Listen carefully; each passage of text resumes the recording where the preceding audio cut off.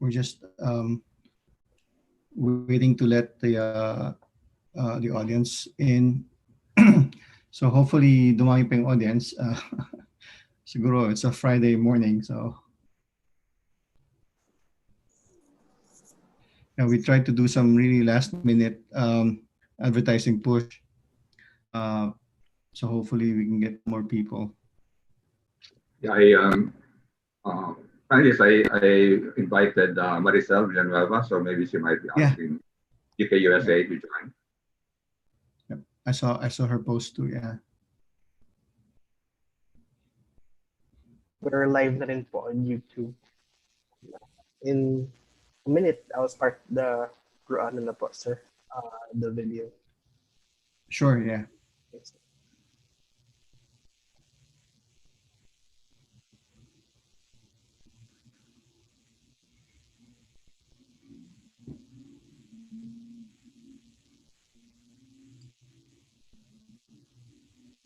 Francis, I'll try sharing my screen again. Is it time? Oh, just a minute.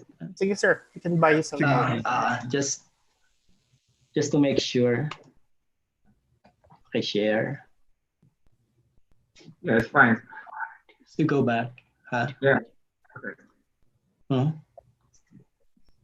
It's okay.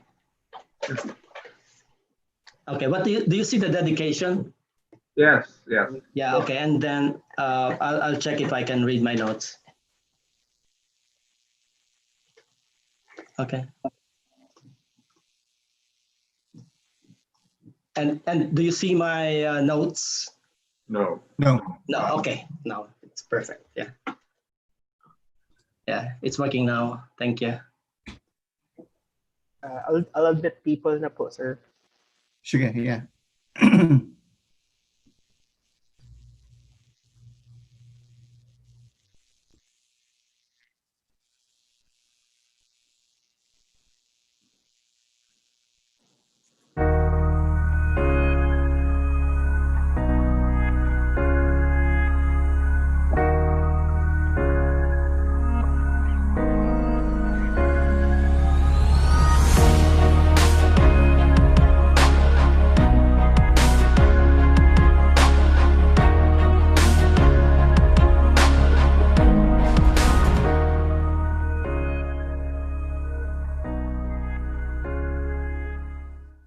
Science and technology and innovation, these are indispensable in the modern economy, in the modern world. We held a meeting at the MSI, and we resolved among about 6 to 8 of us, local members, first to form PAASE Philippines so that we could continue to host meetings here, but also to go on a massive campaign to try to get support from the national government through the legislative and executive branches to invest more in science and technology. So it started with a white paper, a position paper that we co-authored among 6 of us, namely Ernie Pernia, Cesar Saloma, Rador Asansa, Toby Dairita Fateneo, and Aldin Colaba de la Sala, and myself. So PAASE historically, in the past 10, 20 years for sure, have been collaborating with our counterparts here in the Philippines at various universities. And a lot of these interactions probably started as peer-to-peer. But thankfully, we have the Department of Science and Technology here in the Philippines, and they've come up with some really helpful and very impactful programs that actually enable PAASE members that are based in the United States and other parts of the world to actually come here and do extensive research and academic partnerships and collaborations. Well, I think that one of the good things that PAASE is doing is really trying to stay in touch with the researchers and the scientists here in the Philippines. So I think that is one of the good programs that they keep on supporting some of the initiatives of our researchers and scientists here in the country, trying to align also their assistance towards the plans of the Philippine government. It's very important that the PAASE members and scientists based in the Philippines are continuously in contact, so we will know the needs of the Filipinos and opportunities that Filipinos can have to do science with their PAASE counterparts. So these interactions, such as the conference that we're holding and the annual conferences that we have, the Philippines and the scientists there have very unique perspective that adds to discoveries and inventions, advancing in general the field. These members, because they are part of an academy, it implies that they are productive. So they have publications, they have innovations, they have inventions, patents, and they have, they have an impact on society. Okay, so these are the people who can convince government, invest more in science and technology, and that was really the gist of our paper, our position paper in 2000. And it is Ernie Pernia who said that R&D by nature is expensive and it is a public good. So it is important for the government to take the lead in investing in R&D. To increase the economic growth potential of the country, we cannot continue to just rely on traditional inputs into production as capital and labor. We also need to develop our expertise in science and technology and innovation so that we can come up with new systems, new ways of doing things. I think that science, researchers, industry, and even the government is really like an ecosystem of knowledge. So I think it doesn't really matter if you're coming from a private institution or a public institution, such as a state university. I think we all have a role to play to improve the research capabilities and scientific knowledge here in the country. I think it is about time for us to realize that one of our roles as academics, as researchers, as scientists, is to actually contribute to that global body of knowledge. And the role of this cooperation among these government agencies really is to be able to attract science and technology, global-based companies to set up shop here. And that is really key in terms of developing the science and technology innovation ecosystem in the country. Particularly because there's that deep desire. And what PAASE does and can do more of is to promote this relationship between its members. We really need to ratchet up the appreciation, the recognition of the importance of science and technology and innovation. And we are all trying to attain what we call the common good, the greater, higher, long-term good of the Filipino people.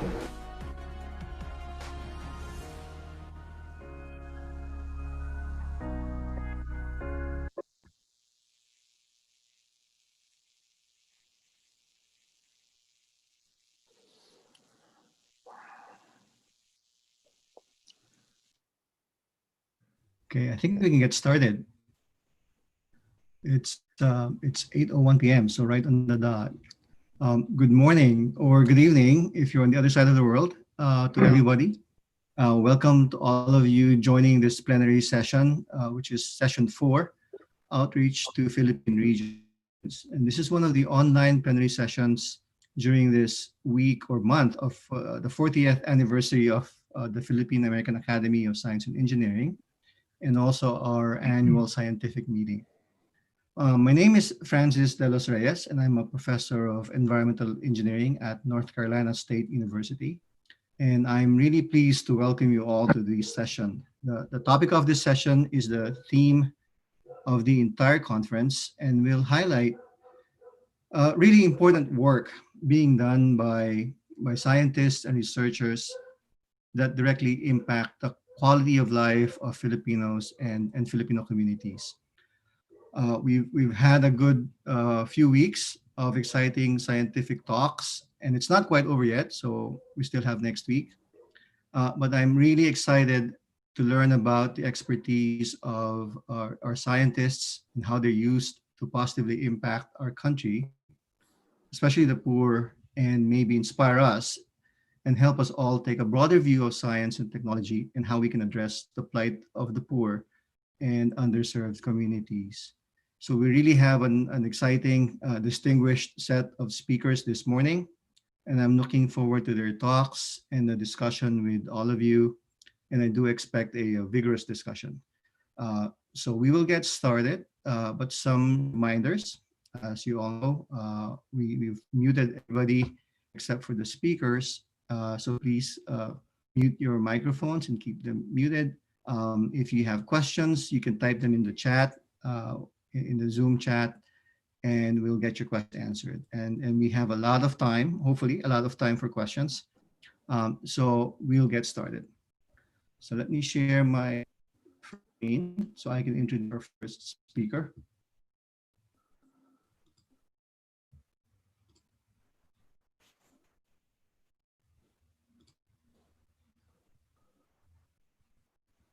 So our first speaker is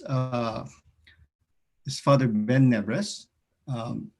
Father Ben has a really distinguished career, and so I'm not going to try to capture everything, but I tried to highlight some of the things in this slide.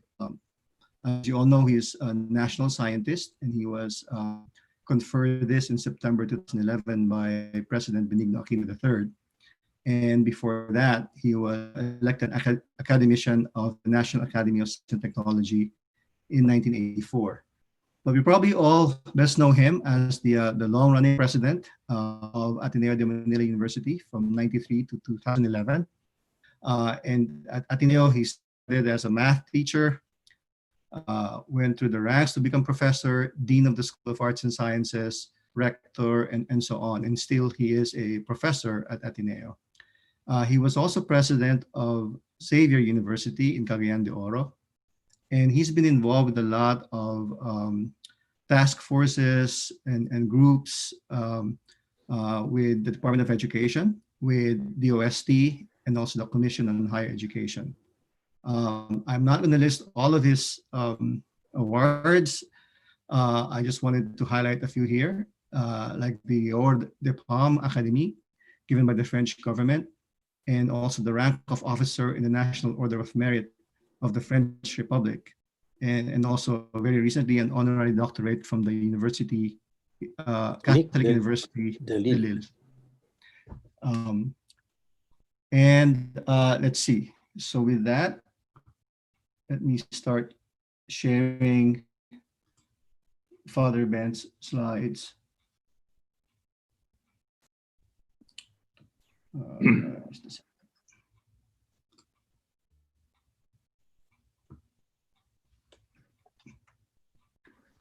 Okay.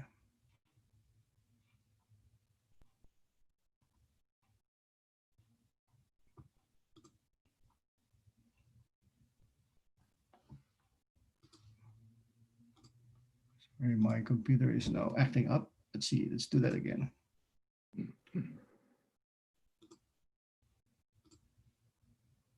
Okay, thank you. So, Francis, do I start? Yes, go ahead, Father Ben. So, thank you very much, Francis. And I'd like to begin by thanking Dr. Giselle Concepcion, President of PAASE and PAASE Board, for inviting me to give this lecture, and Francis for hosting this webinar. I really look forward to a very fruitful exchange with my colleagues on the panel and with all the participants in this conference. The title, An Inconvenient Truth, I think will become clear when we get to the end and explain the situation we have of child hunger and malnutrition in our country. So we move to the first major slide. So next. Okay. Since this is a science group, I want to explain that my work with facing child malnutrition really started because of my work in math and science. I taught in Ateneo High School and did teacher training for public schools, and continued this work when I came back from graduate studies. And I started trying to develop math PhD and research programs, but I soon realized that a major bottleneck we have is really the low number and low quality of our high school graduates. there are very, very few comparatively who can do well in mathematics and science in our universities because of the entry levels. And 90% come from the public schools. That's why I started working with the public schools. In 1972, I started working with colleagues in Southeast Asia, and it was very clear how far behind we are in the quality of high school graduates. I was especially struck by Vietnam, which was at war at that time, but still had a lot more excellent mathematics and science graduates than we were having. So that's why I started working with the public schools. Next slide. Can we go? Okay. So we worked for many years with the public schools. We did what most universities do. We did teacher training, materials development, principals training, and so on. But we could not really measure whether we were helping them improve, because at least if you look at the National Achievement Test results, they were not really improving, especially in the high school level. So in the year 2000, I was president then of Ateneo de Manila. We decided to focus on 4 very large and very poor schools in Payatas. And I instructed my team that let's do whatever it takes to help improve those schools. And I worked with the principals of those schools. They did improve. But we soon learned that a major problem was health and hunger.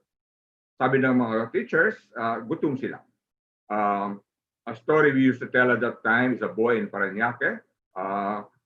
Hinimatay siya, he fainted, and then when he revived, sabi niya, Huwebes pala. And the teacher says, what even Huwebes pala? The family is so poor, they take turns not eating. Huwebes, hindi siya kumakain. And we found out in Payatas, the children had a choice. They could either go to school and not eat, or they could go and scavenge in the garbage dumps and have something to eat. In rural areas, like in Cabiao, pwede silang mangkapas sa bukid and kakain sila, or they go to school and don't eat. So hunger is a real problem. We go on. Next slide. Sorry. Okay, so we started in the year 2000. We partnered with Jollibee Foundation's Busog Lusog Talino. It's a program that Jollibee has where they provide lunch for the 40 of the poorest children in selected public schools. So we work with them in the public schools that we were working with at the time, about a dozen of them. Their menus were developed by FNRI and vegetable-based with protein sources. And people were always surprised when we told them the cost per meal was only 11 pesos and 50 centavos. But amazingly, this one additional meal was enough to bring them all the risk to have. So we started doing that in several schools. Next. We move to the next slide. And then we started to scale up. In 2008, the principal of Bagong Silangan Elementary School, one of the 4 poor schools we worked with, asked us, sabi niya, we have of 8,000 pupils and half of them are hungry most of the time. Could you provide lunch for them? Sabi namin, we cannot do that. We can only do it, we can do 400 because we have to give our own funds. So we started doing 400 in Bagong Silangan Elementary School. And then Dr. Bengson from the Ateneo Professional Schools found that out. And so he said in 2010 that the Ateneo Professional Schools, 4 of them, would contribute 1 million pesos each. And they would help us provide lunch for 4,000 school children in 4 public elementary schools along Commonwealth Avenue. Around 2011, Mayor Sarvin Gatchalian saw a kitchen and sabi niya, I've always wanted to provide lunch for my school children, but I did not know how. And so that's our biggest kitchen. Provides lunch for about 16,000 to 18,000 children every school day, half in the daycare centers and half in the elementary school. So now I'd like to show you some images of what Central Kitchen. So it's a technology that's developed by Ateneo Center for Educational Development. The very first was in Manuel Luis Quezon Elementary School in Quezon City. Next slide. So if you enter any of our kitchens, you will see a whiteboard. On the left, you'll see the menu for the day. It's always vegetable-based with some protein sources. To the right here, you see the 4 elementary schools, ML, UPS, and so on. And then the assignment by day of Nanay volunteers. So the volunteer assignments are there. So all our kitchens have that system. It's based very much on volunteerism and support of the community. Okay. Next slide. Here you see the parent volunteers, mostly women, mostly nanays. May tatay din, pero ilan lang sila. You see the malunggay preparation area. So to Dr. Giselle, we always have malunggay in every meal. So here they are stripping the malunggay for the meals. You'll see this in every kitchen that we have. Next. You see, it's one of the very first children that we provided meals for. Praying, they pray before meals. We have hand washing places, so they all wash their hands and before eating, and they pray before eating. Okay. Next slide. I want to cite Valenzuela City. Senator Sherwin, then mayor, started. It was taken over by his brother, Mayor Rex, and he has really developed it. I cite it because it's become the model that we have, and any new LGU that wants to implement, we bring them to Valenzuela so they can learn. So it's a template of cooperation between local government, school officials, parents, and our private university or Gawad Kalinga, a private group that helps manage it. The city government, led by the mayor, at that time Valenzuela provided all the funding. Now, a lot of the funding comes from the national government. They built a central kitchen. And as you know, when you use government funds, you always have to worry about procurement systems and COA. So they figured out the whole system for procurement and for making sure that they met auditing requirements and provided the transportation to the different schools. Next slide. So Ateneo provided the management. We have an Ateneo manager there. He has to get up at 2 a.m. every day because they started cooking at 3 a.m. Community volunteers do the cooking and the cleaning. And in the different schools, the principals, the teachers, and the parents handle food distribution. Next slide. Oops. Oh, here. So you see the Valenzuela Kitchen volunteers. It's a huge place. They start as early as 3 a.m. It's quite an operation. You should visit. I invite you to visit. You as a USA, visit it next time you come to the Philippines.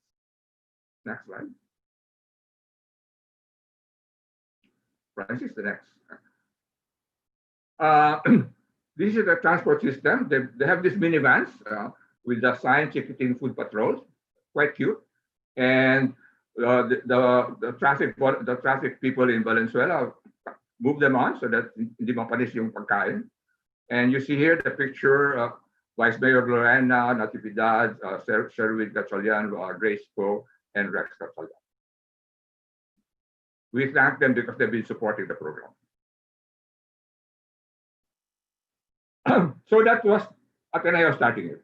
And then I also am on the board of Gawad Kalinga. In 2014, after Typhoon Yolanda, GK, I went with GK to Leyte, and we saw that hunger was really very serious, especially among the children. So Gawad Kalinga established what's called Kusina ng Kalinga. They adopted the technology developed by Ateneo Blue Plate, and we started providing, we provided kitchens in Alang-Alang near Tacloban, and then in Ormoc and Cananga. And then in 2015, after the Sub-44 tragedy, we started school feeding in Maguindanao. First, actually, in the Mamasapano, Radyo Bayan area, and then in Parang, and now in several other cities of several other towns of Maguindanao. In 2017, as soon as we could do it at the end of Ramadan, we put up a Gawad Kalinga kitchen in Sagyaran, which is the main evacuation center for the evacuees of the seas of Marawi. And now I'll show you some images. Francis, next slide. So that's me. I went in March 2015. I went to Mamasapano area. This is the an evacuation center for about of 2 or 3,000 people. I was wearing a GK yellow shirt because it was important to be identified. There were still encounters going on around the place, and we had to be quite careful. So here they are. To explain to them what we are going to do. Next slide. Francis. Children. These are the children of Mama Sapano area evacuees eating their meals. And I want to show you a lot of pictures of children because that's really what it is for. It is really for our children. And no matter how difficult or for our Gawad Kalinga teams, no matter how dangerous, they try to go because we have to take care of the children. Next slide. Francis. So this is now Marawi. So this is our kitchen in the evacuation area, Sagyaran, the town nearest Marawi. We actually started a month after the war started, right at the end of Ramadan. So that's our kitchen there, and our volunteers. Our volunteers are actually evacuees, Maranao evacuees, except for the leaders. And then you see the children there, evacuee children from Marawi. Next slide. Francis. So next. Oh. So a story I often tell is actually when we went to that kitchen, we could not start immediately. We found out that that kitchen was so near ground zero that the floor would shake with the bombing, and we could really see the smoke and everything. And we were, Gawad Kalinga leaders were actually nervous and not sure whether we should continue. But Gabi Tombok, who heads this one, and you'll meet her in a video that I'll show later, said something that we tell and retell. She said, sabi niya, we can see and hear the bombs, but we can also see and hear the children. I think we should listen to the children. And that's really the motto that we have had in all these difficult areas. We have to listen to the children. So here are the teachers, the volunteers, and here are the children. Next slide. Francis. So here's our kitchen. We now have our kitchen in Camp Bago Amay Pakpak Elementary School inside Marawi. And in 2018, not 2019 school year, we provided meals for 5,000 children in about 20 schools. So here is the preparation area. It's exactly the same as the very first kitchen that was developed. Continue. Francis. We engage a lot more LGUs. We ran what we call End Hunger Summits and this spread. And finally, the national government began to come in with funding. In 2014, the national government provided funds for malnourished school children of about 1 billion pesos. In 2018, if I am correct, it went up as high as 5 billion pesos for malnourished children in elementary schools and 3 billion for children in daycare centers. In June 2018, finally a law was passed due to a lot of the work of Senators Grace Poe, Sir Gatchalian, Chis Escudero, Bamakino, and others, mandating school feeding for all daycare pupils and malnourished children as determined by BMI in public elementary schools. We're very happy about that. Next slide.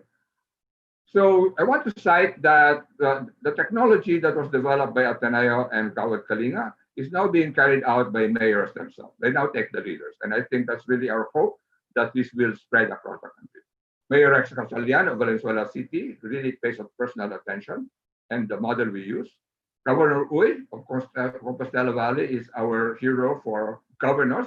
He has put up central kitchens in all the towns of Compostela Valley.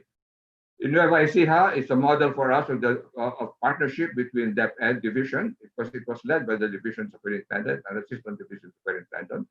I work with Gawad Kalinga and mayors in several towns, and GK, Ateneo, and Jollibee do the training of volunteers and managers. Next. However, so we have made progress on daycare and elementary. However, there is a new frontier that we still have to conquer, the so-called first 1,000 days. In other words, malnutrition from pregnancy up to the baby is 2 years old. Daycare at 3 years old is a bit too late. And the statistics that we have are very painful. In 2018, the statistics said that 33% of Filipino children 0 to 5 are stunted, and 1-year-olds are 36.6%. So as I said, school feeding in daycare and elementary is too late. We have to reach pregnant mothers and babies among the poor. There are several models we've been studying. Iligan City has a technology where they prepare their own Cerelac. Quezon Province, the governor has made this his flagship, and so it's really worked very hard on it. But maybe the most interesting is the one developed by Malabon City called Carinderia para sa Kalusugan ni Chiquitin, KKC. We'll show you a picture. Next slide, Francis. So I had a meeting with, in the center, you have Mayor Lenlen Oreta and Mrs. Melissa Oreta. My team is in front. We visited them. To his right is the city health officer and the barangay nutrition workers. And to their left are 2 Carinderia providers. So what they have done is they have accredited about 30 to 50 Carinderias across the city. And they put in a lot of protocols. The Carinderias prepare the same meals. There is a menu for every day. And each Carinderia is assigned about 30 or so families, malapit lang, so they can provide for all of them. It's a very impressive model, and they've definitely cut down malnutrition in the first 1,000 days. We were hoping to spread this, but then the pandemic came, and so it is delayed. But we do hope that we can spread their model, especially in the cities. So finally, the pandemic, what do we do?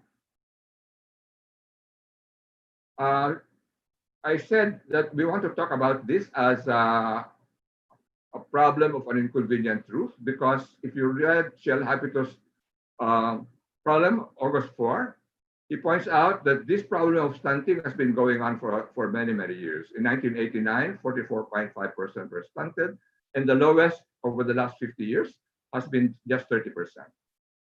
So for the scientific community, I'd like to present this challenge to us. In our last meeting of the National Academy, we said we should study why we rank so low in PISA. I invite us to think, to understand whether this is connected to the brain and body stunting in 1/3 to 1/2 of our children in their early years due to hunger and malnutrition. And we should really consider that 1/3 to 1/2 of our children never had a chance, and that we have to tackle this problem if we want to improve education and science in our country. Some final slides about the pandemic. Francis. So what are we doing in this pandemic since the children are not in school? There are 3 models. First is Ateneo is implementing a so-called food augmentation program. We provide vegetable food packs once a week, just costing 90 pesos to families of beneficiaries. We have done this in 2 Quezon City public schools for about 500 beneficiaries, and it has worked very well. We're trying to get approval now from the DepEd to roll this out in more places. Okay, the next is the Malabon model, already cited. So this is the next model. In other words, to accredit Carinderias. And the last is last Francis to show you a video, which is that Gawad Kalinga is now providing community kitchens per community so that malapit lang and they can provide cooked meals for the children. Right? Thank you.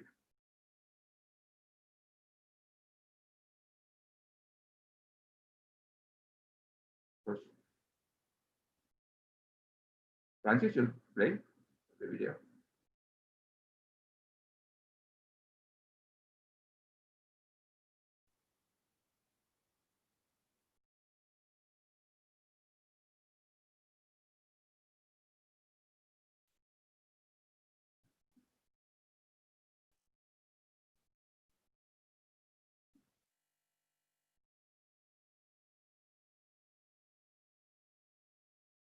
Francis, no, it's okay. You'll play the video.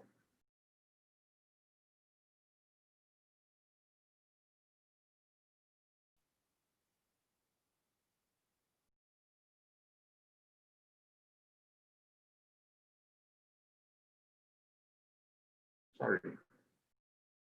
Do you have a problem?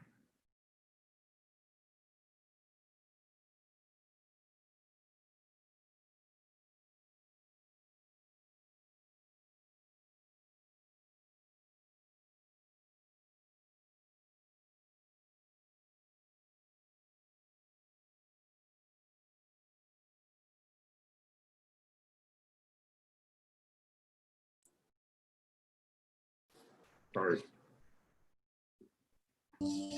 Sorry, just a second. Yeah, okay.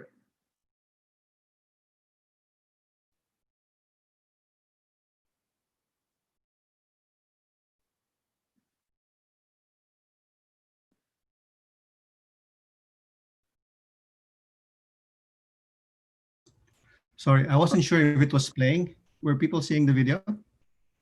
Okay. No. Okay. Yeah, Let's yeah. do that again. No video. Okay. So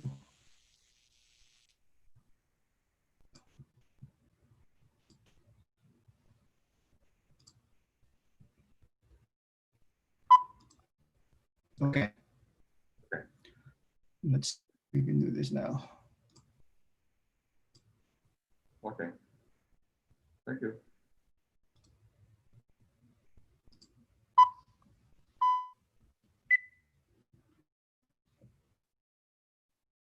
Kaya kanang ano naaguhan. No image.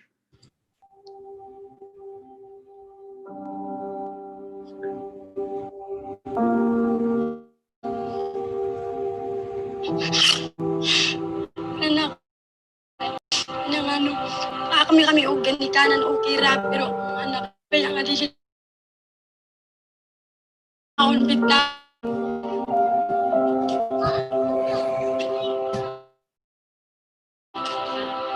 Ito mo. Jakat pa. Wala kami karon puyog-puyog na lang ikon asa mi makapamagon. Karon na maot mi.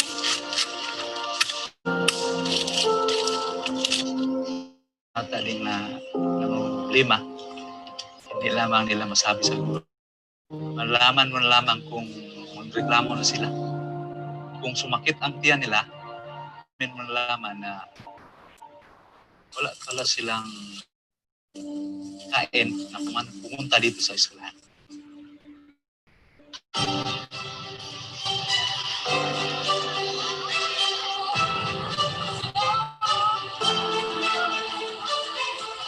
So we put people hungry on a regular basis. We cannot end poverty without confronting hunger. The poor endure hunger on a regular basis, but it's most the children. Hunger is most cruel to the young. In 2014, Gawad Kalinga launched Kusina ng Kalinga as a response and as a platform to end hunger among children. Kusina possible by the collaborative efforts of individuals and institutions with no child goes under their watch. Hungry is a big monster, but bayanihan is a much, much bigger form. That's why Kalinga is built on the conviction that together we can end hunger. Past years, GK worked hand in hand with the Department of Education and various. Together, we have established a vast network of 168 nationwide that can prepare up to 100,000 meals every day. This model is simple. Kitchen is established in a school or community that has access to basic ingredients and supplies. Unit, the regular workforce, and deaf ed and private donors provide the meals. But all of this, who wake up, fair and youth outcomes, they're caring and sharing the ingredients of food.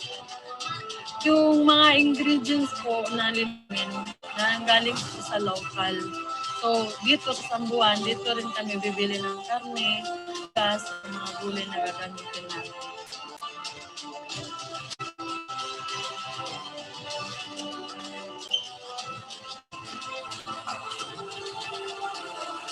Sa akong 7 ka anak, 5 anak kadawa sa feeding program. Ako jud kay natabang ang kuan Gawad Kalinga Kusina. Nang ano excited na kay sila nga mo eskwela. Malipayon ko nga nakatabang ni Pulong Kirk Sansipan nakatabang ko sa mga kabataan. Isa sama na ko nga ginikanan daghan ng dili ra kay ako ray kabut daghan mga in every major disaster since 2000, beginning with Super Typhoon Yolanda and number 2, the eruptions of Mayon and Taal volcanoes, the earthquake in Macau, and in Marawi. Siyempre, na-adjust pa sila. Yung iba, di pa nakalimutan yung panahon na gera dito sa Marawi. Yung mga ibang bata na kung nagkakaroon. Nag-umpisa po ang kusina ng Kalinga dito sa Marawi in partnership with the before. Actually, a month after yun ng Marawi stage. Pakain kami ng 1,000 bata. And then, January of 2000, na-launch na din po yung kitchen natin dito na mismo sa time kasi na mangyari dito sa school namin na may pagkain na din. Ang bata, masaya. Araw-araw pumunta sila sa school kasi alam nila na may feeding na darating. Yung school, ang learners ko lang dito ay 268. Ngayon, may learners na 372. Isang dahilan ay ito, pinipura kusina ng Kalinga. Yung mga schools kasi na hinahatidan nila ng outside na siya mismo ng center ng Marawi. Sa paghahatid nila, inaabot sa 2 to 3 hours. Ako grade 1 lang, bago lang. Ulam ko. Sila marami pang mating pa sa kanila na mag-aral.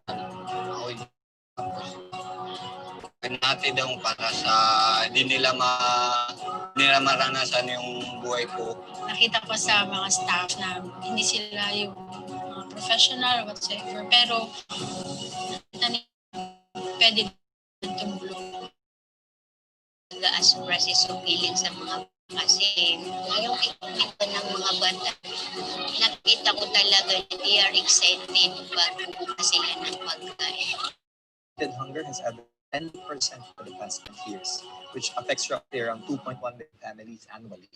But in 2020, this number has gone up to 4.2 million families due to effects became bigger and its grip became we are therefore to bring our bayanihan and tourism to a whole new level.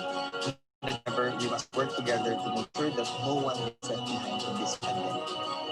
Millions of kids will be studying from their homes and communities this year. In these unprecedented and uncertain times, we need to make sure that they get all the help we can get. That is why for this year, Kusina Kalinga will go to where the kids are. Gawad Kalinga will establish kitchens in the communities to provide at least one meal a day in age 1 to 12 years old for at least 10 days. Help bring food to those who need it the most in this time of pandemic. Join us in our battle against hunger and poverty. We should be able to tell ourselves that no child went hungry under our regime. Hunger ends where care begins.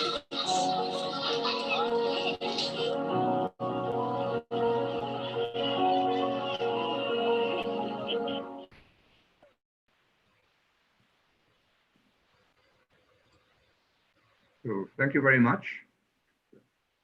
Thank you, Francis, and thank you, Dr. Isla. Thank you, Father. And we will have a lot of time for questions for Father Ben after the panel. I think there are questions that are showing up on the chat right now. Maybe we could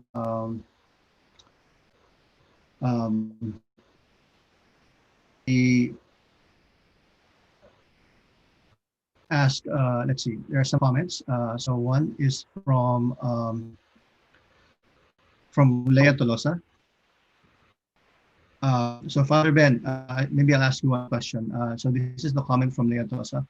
I realize GK is a Catholic organization, but can family planning be part of the program?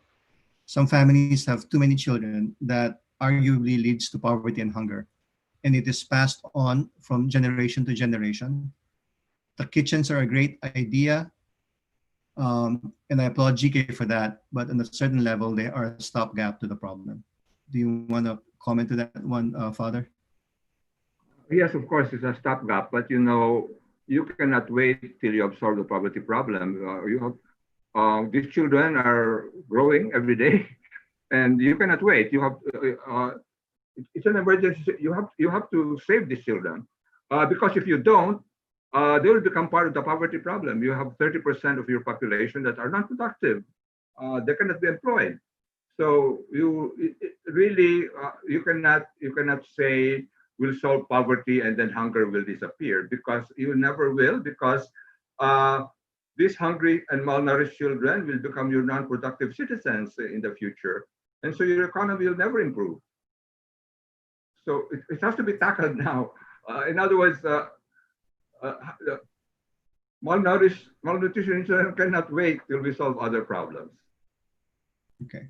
Thank you, Father. And there's more questions, but we'll probably wait until the Q&A for the whole panel. Thank you, Father, for your talk and the video. It's really eye-opening. Okay, so let's move on to our next speaker.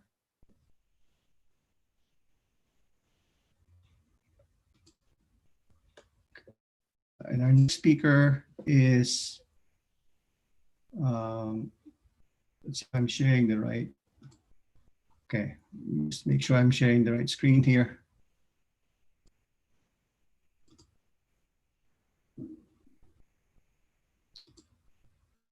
Okay, our next speaker is Mercedes Abad. Mercy Abad.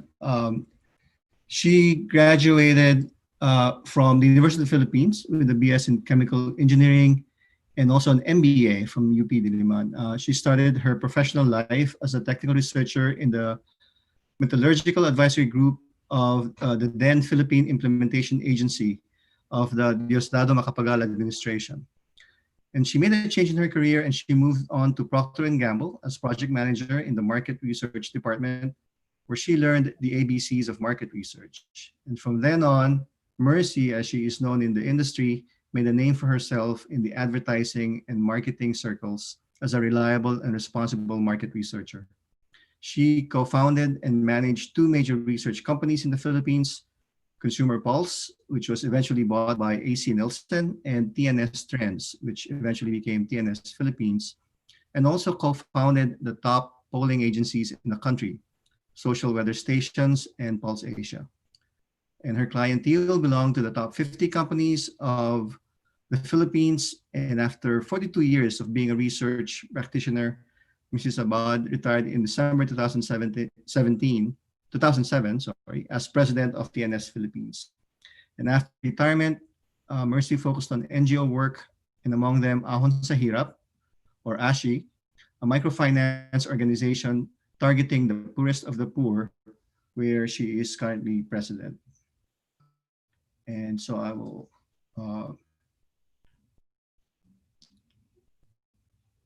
share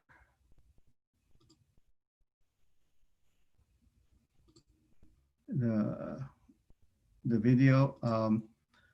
Mercy was internet connection was not going to be good enough, and so she pre-recorded, but she is present and hopefully we'll be able to answer questions later. So let's do that. Let's see.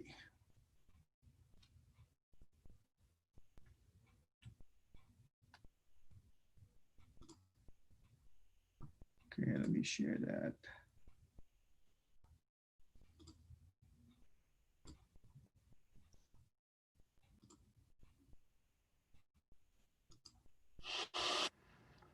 Members of PAASE and guests, good morning. Meeting Professor Muhammad Yunus the first time is an exhilarating experience. The Nobel Peace Prize winner who formulated the Grameen method firmly believes that one day we can put poverty in a museum, quote unquote.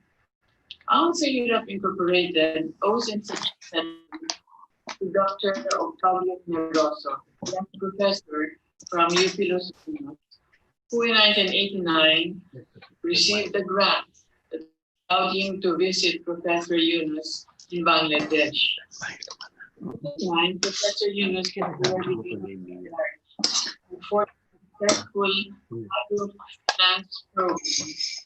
Very cool in the having learned the Grameen methodology from Professor also in Los Angeles. And so in 2 years' time, Ashi became NGO.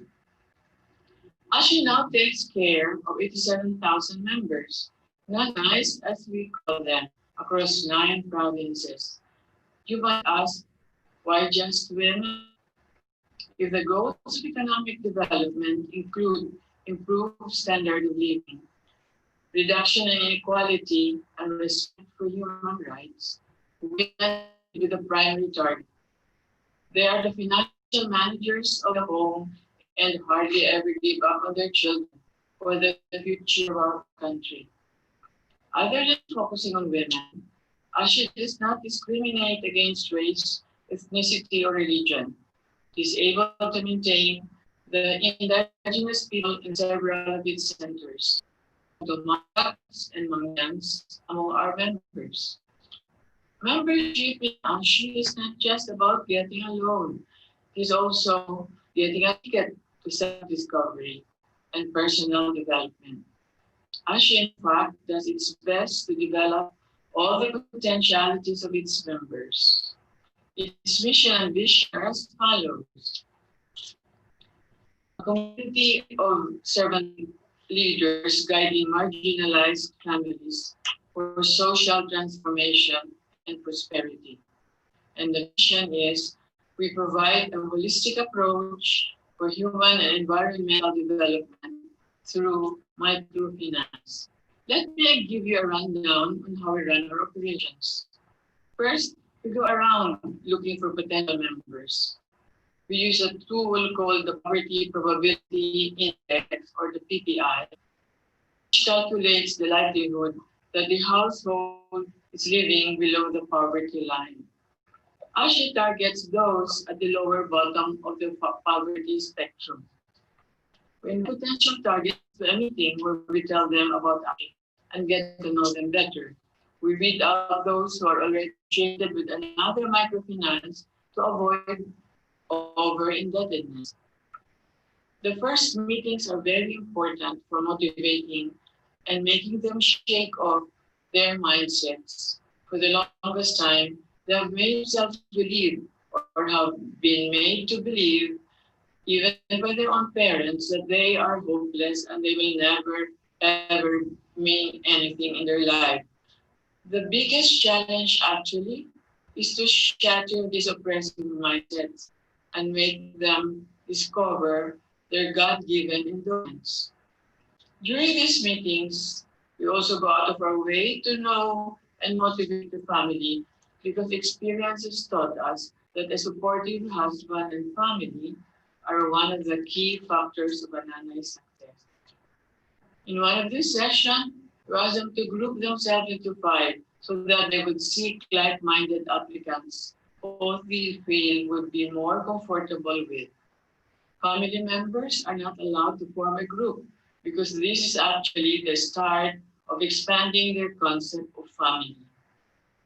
The psychological benefit of group membership is immense. Responsible behavior is developed within the group.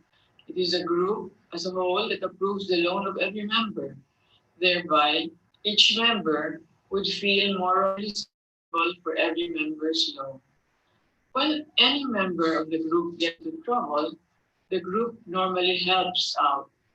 Thus, they help others keep in line with the objectives of the ASHI program.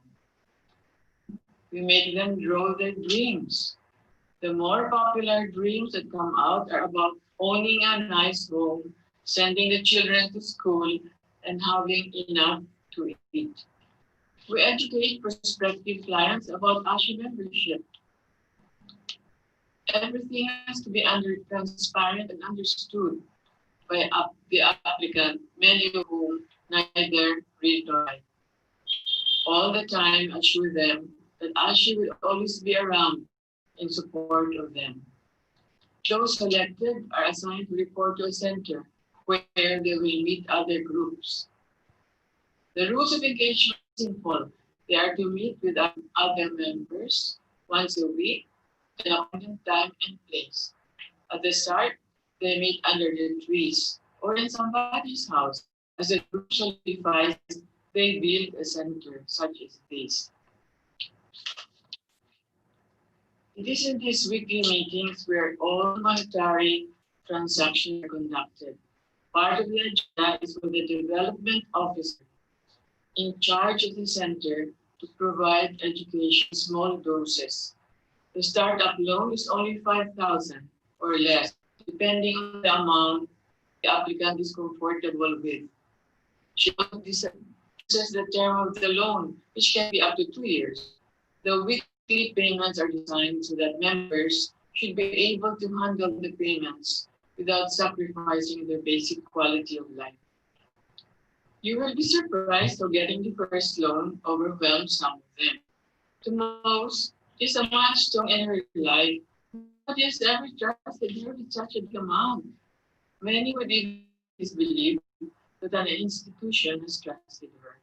You might think it risky to give them their loan right away, but the point is to immediately explore their potential or to build on skills that they already have. The poor have an innate survival skill, the actual basic intelligence to see what is good for them. Imagine giving object situation, they still have their wits are very much alive. Many of us would think maybe they should be given a seminar first to learn how to run a small business. Yes, we do that eventually, but we do not delay in making the new member experience soonest the freedom to decide for herself how to proceed in her life in action. Most of the nanas start with small businesses, just buy and sell whatever they can lay their hands on. Others go into manufacturing, like making bamboo sets, cooking merienda items, making slippers, bags, rugs, soaps, candles, quilts, the work, or even dressmaking. Some go into farming, fishing, poultry, or swine raising. Some provide service like massage, hair, beauty, nail polish, and all that.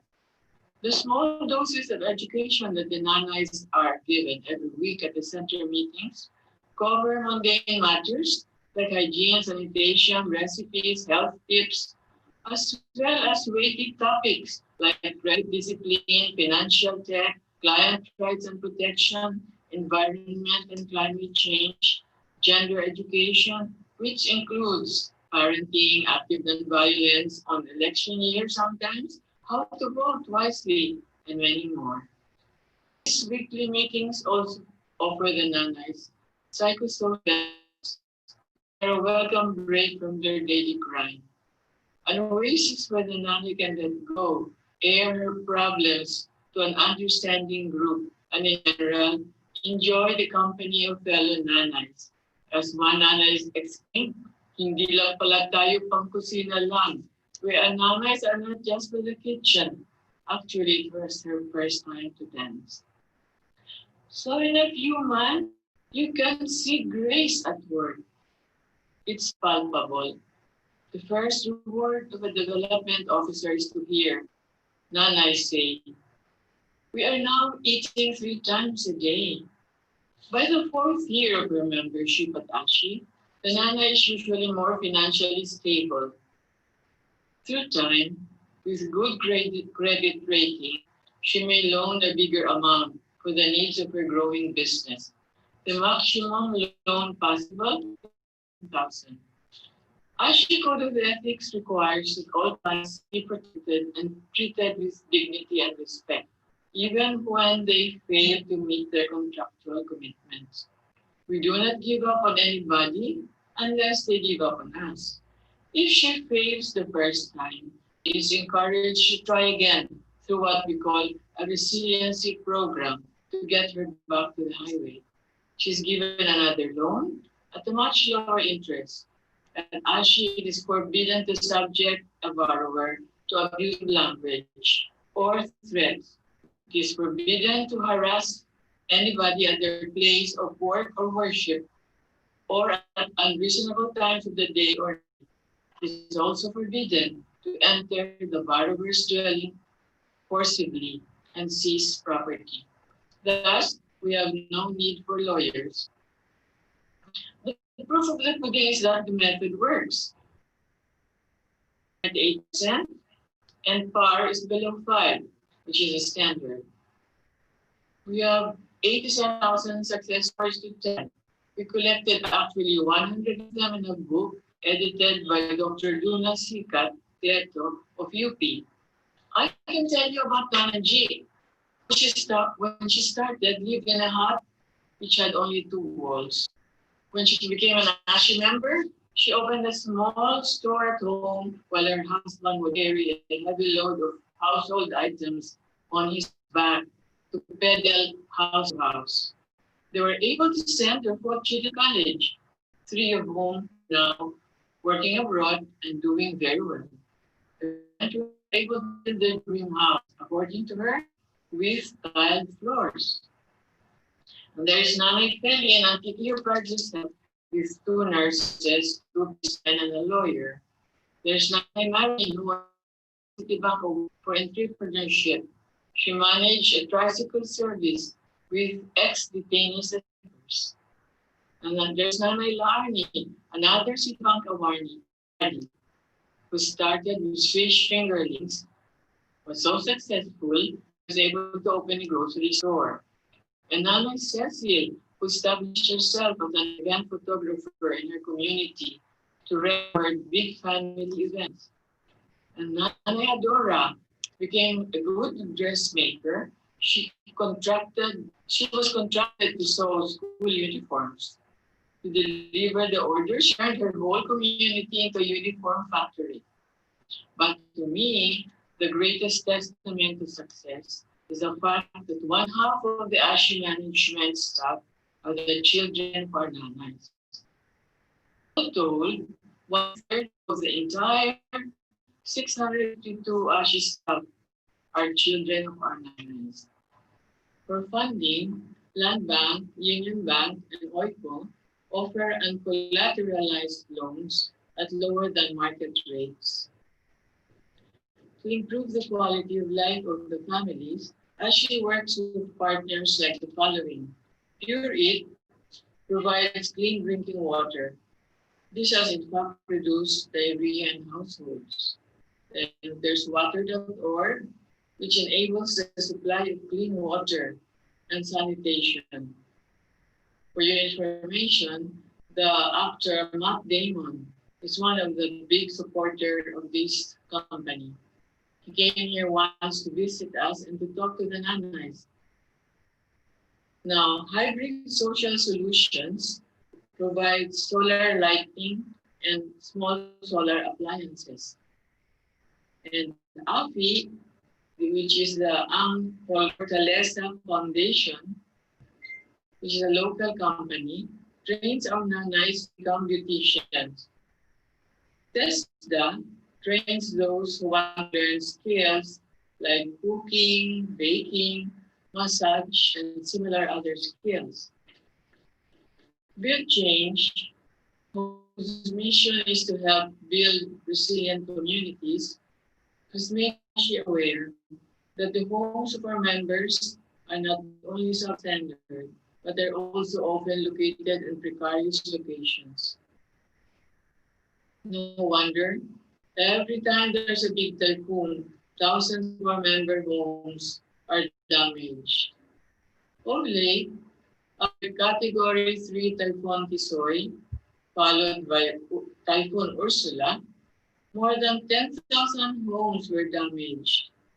And more recently, after Typhoon Ambo, more than 5,000 homes in Quezon Province were damaged.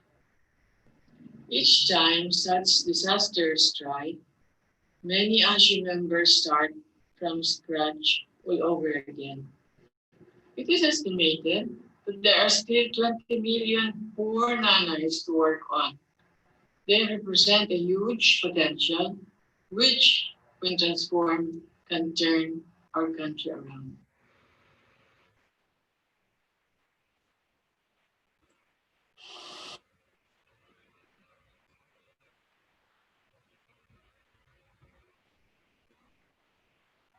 Thank you, Mercy Abad.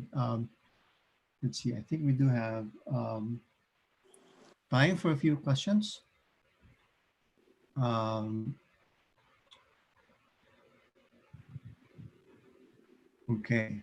Yeah, so I hope people were able to hear some of that too. I think, yeah, if not, we will send you a link also to the YouTube video so you can listen to that. Yeah. Okay, so I think we can move on, and I'll also I think one, if you can put on the chat the link to the video also, so if people want to copy that and then they can watch later on. Okay, so we can move on to the next speaker, and let's see if I can.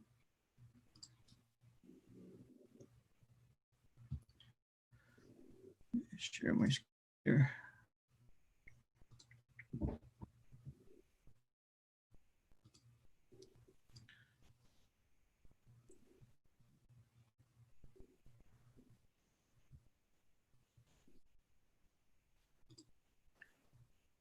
Okay, let's see. Let's do that again.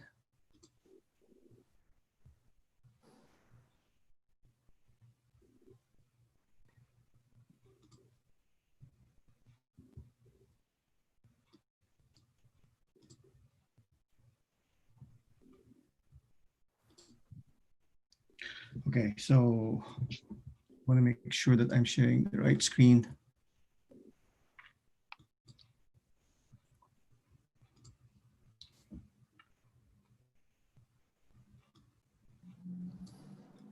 Okay, so our next speaker is Mahar Mangahas.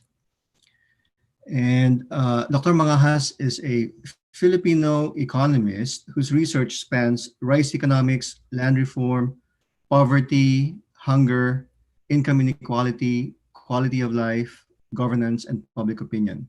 He has been an economics professor at the University of the Philippines, a UNICEF social indicators consultant in Malaysia and Indonesia, and the vice president for research of the Development Academy of the Philippines. In 1985, he co-founded and has since headed the Social Weather Stations, a survey research institute that focuses on quality of life, opinion polling, and governance. Among his awards are the 2001 Helen Dinerman Award of the World Association for Public Opinion Research, the 2011 University of Chicago Alumni Award for Public Service, the 2014 Distinguished Research Fellow Award of the International Society for Quality of Life Studies, and the 2015 Distinguished Alumni Award of the University of the Philippines School of Economics. In 2018, Dr. Mangahas was elected as Academician of the National Academy of Science and Technology. And you may be able to read his weekly column, which is in the Philippine Daily Inquirer, and that is called Social Climate. And so with that, let me stop sharing. And so Dr. Mangahas can share his slides.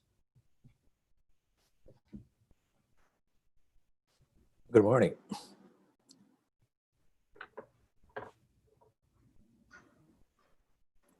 So this is the title of my talk, Service in the Time of COVID. The SWS 2020 mobile phone surveys is a problem that we were not able to continue with our face-to-face surveys for the time being and had to go to mobile phone surveys.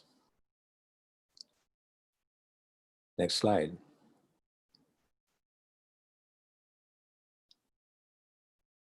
It's a big problem. Face-to-face is time-tested mode of field work.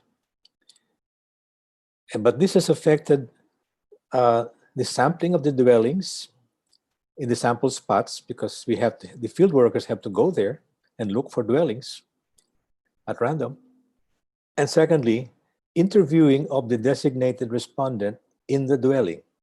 These things are directly affected by the pandemic. But they are not the main problem, actually. Next slide, please. The main problem is actually the shutdown of public transport, especially jeepneys and tricycles, and the checkpoints and the fencing of potential sample respondents. That prevents the accessibility of respondents for surveying.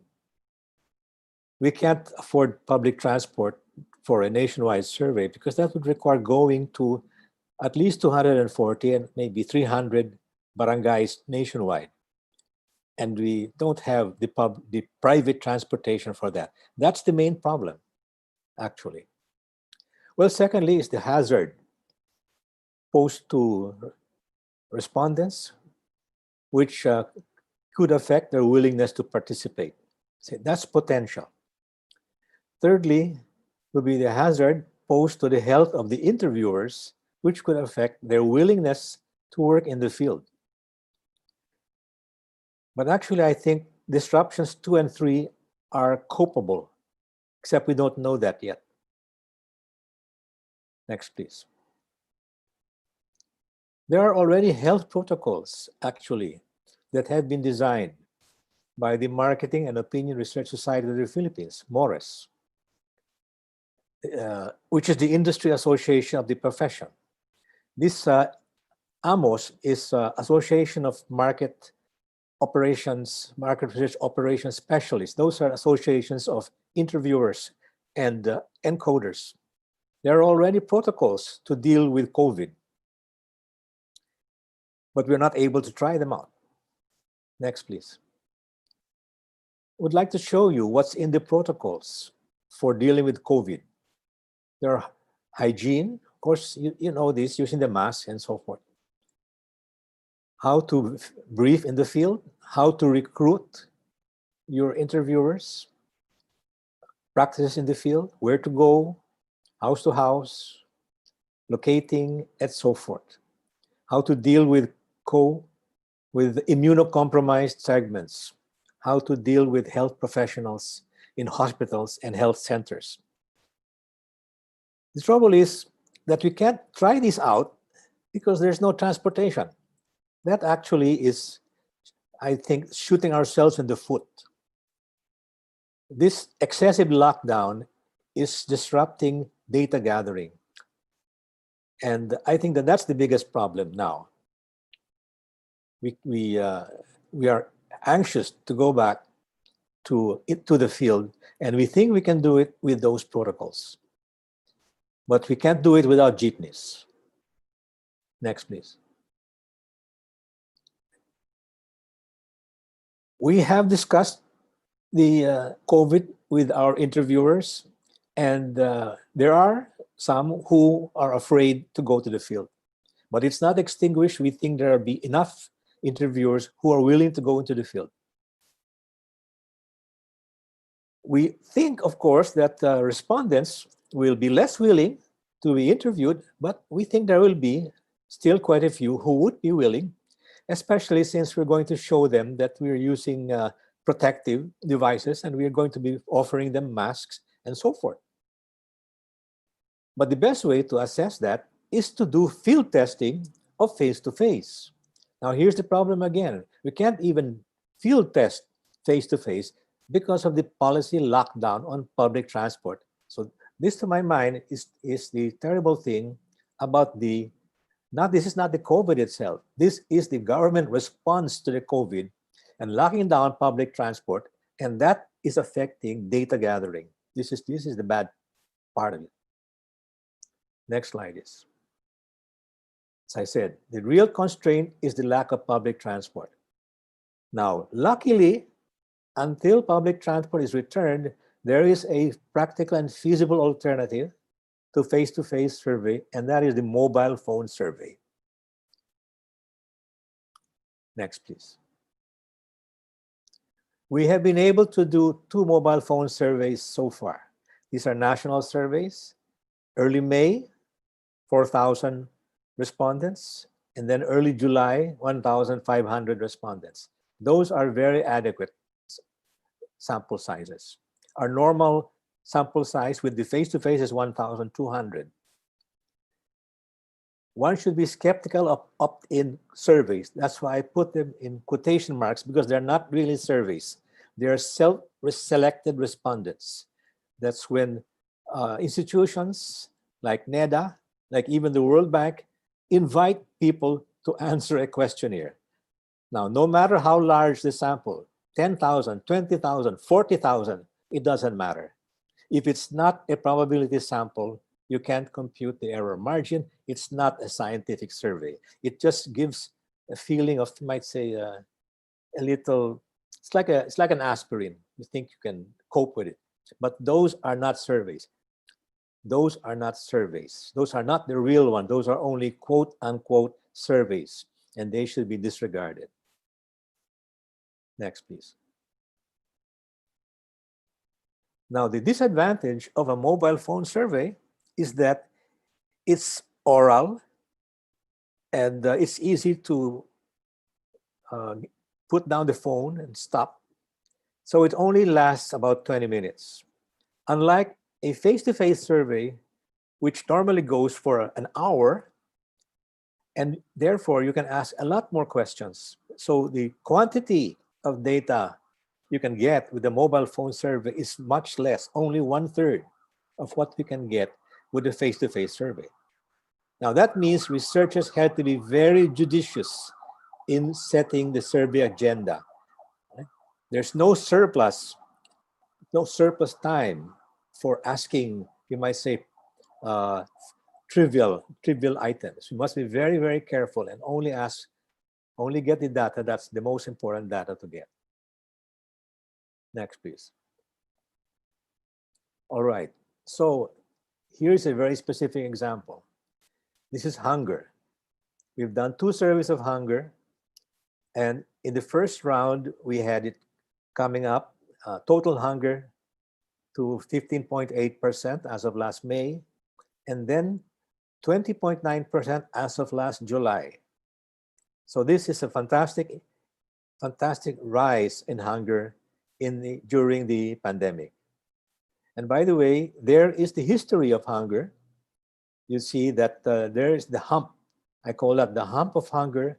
That's especially from about 2008 up to about 2014. You have a huge hump in hunger, which was luckily going down already in 2015, 16, 17, 18, and that's mainly because of the falling rate of inflation, especially in the cost of food. But that's turned around. Things are so very difficult now with the pandemic. But we wouldn't know this if we didn't do surveys. You see, it would just be blank. Let me repeat, there's no government data on hunger. This SWS series here is the only quarterly series of hunger, I believe, in the whole world, and it's quarterly, and that's how we can get data on this rapidly. Just go to the website; it's always there. Right? This is one of our complaints, that the government doesn't use its resources appropriately, and its tracking of hunger is very, very slow. It's always years too late. Next, please.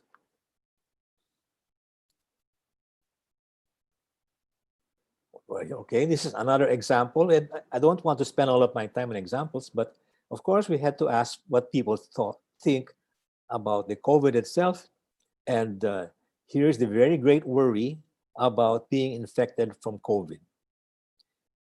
People's worry about COVID is much worse than their worries in the past about Ebola, swine flu, bird flu, and SARS. Every time those infections came around, we asked them in our SWS surveys, and actually those worries, great deal or somewhat worried, those are actually very high compared to the worries of other peoples in the world, because we've been able to compare. So we already know that Filipinos are, by and large, more worried, more nervous people when it comes to illness like that.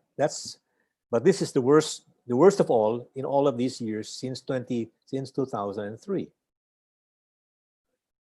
Next, please.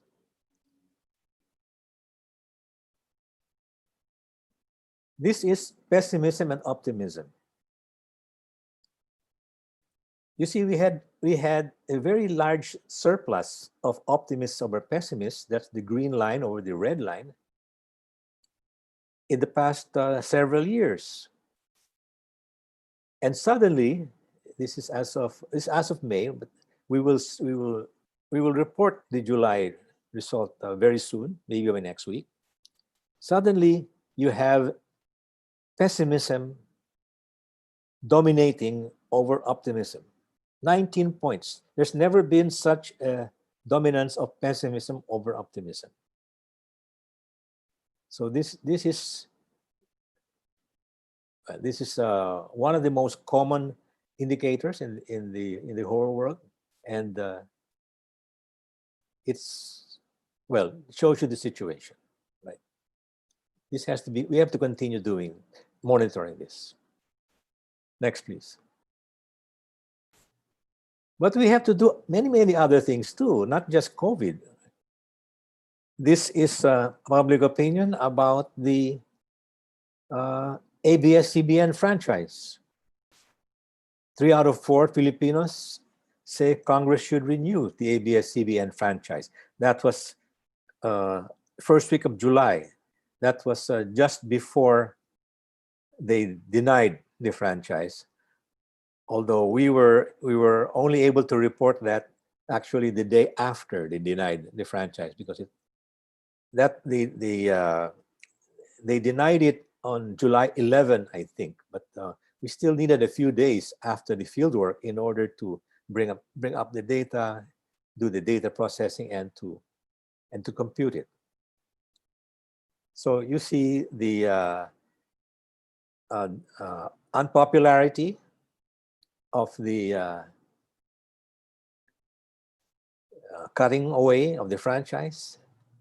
And you also see 56% saying that non-renewal of the franchise is a blow to press freedom. Of course, we see that the administration has not been paying attention to public opinion, which, well, that's one of the frustrations of doing public opinion research, when you see that the administration does not pay attention.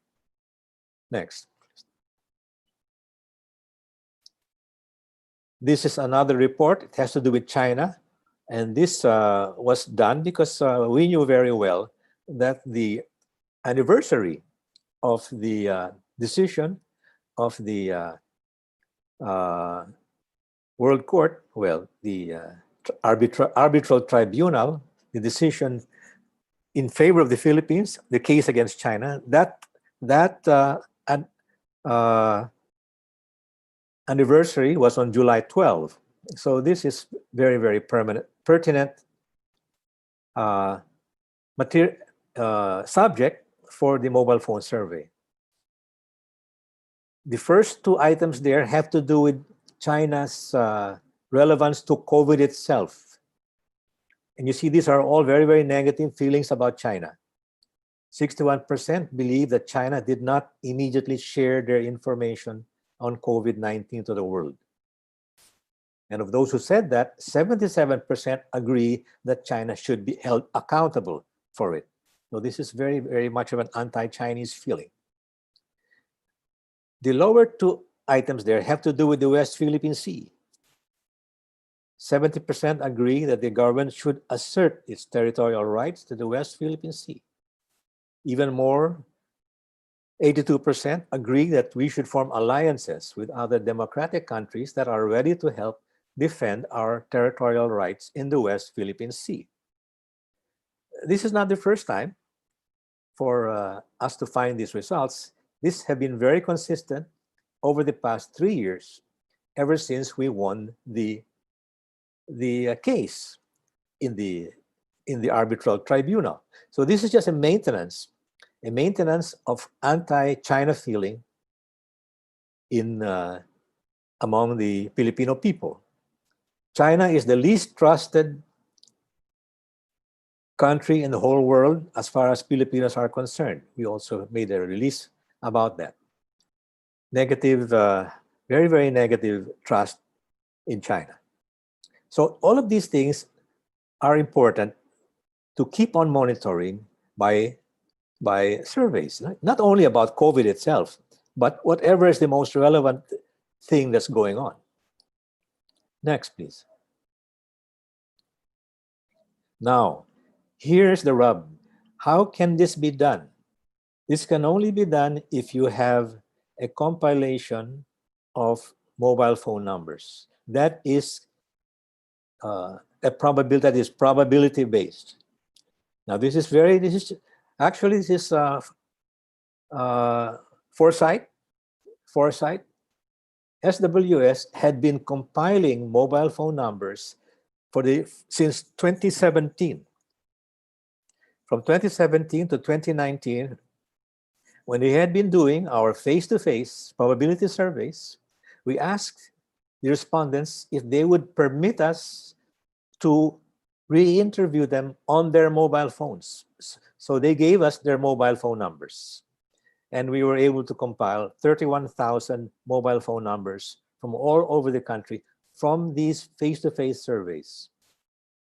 We did this gradually, survey after survey, to prepare for times when we may want to survey my mobile phone mode. Right? So this is very fortuitous, right? Because there's really no easy source for mobile phone numbers. And the telcos are telling us that they're worried about the Privacy Act, and so they're resisting cooperating with providing mobile phone numbers. But luckily, we did it already, right? Next slide, please. So we know where these numbers are. They're from all over the country. Here they are. They're spread in all the regions. There are more in NCR, 7,000, because we do more surveys in NCR. And there are also more in the Bangsa-Moro Autonomous Region.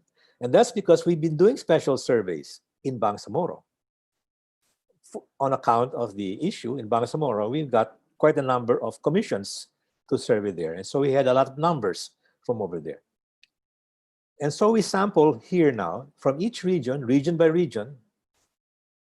But of course, when we put them together, we only weight them in accordance to what is the population weight for that particular region, not in accordance to how many numbers we got, but in accordance to their population weight from the census data. Next, please. So we got 4,000 in May, and we got 1,500 in July. Actually, May was a little bit too large. We overdid it, I think, but we were just worried that we might not get enough. So we kept on calling for a longer period. We called for 7 days. And actually, we were hoping to get 300 at least for Metro Manila, and we got 294, which is about right. In July, we got when we got 1,500, then we got, as you see there, 300 in Metro Manila, 450 in the Balance Luzon, and so forth. Those are very, very adequate. In our quarterly surveys, when we do 1,200, it's 300 in Metro Manila, 300 in the Balance of Luzon, 300 in the Visayas, and 300 in Mindanao. You use these knowing that they are probability samples, and you just apply the proper error margin. That would be plus or minus 6% for the 4 areas, and plus or minus 3% for the nation as a whole.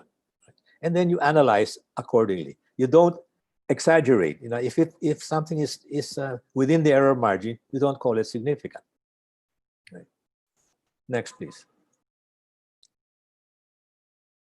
So, for both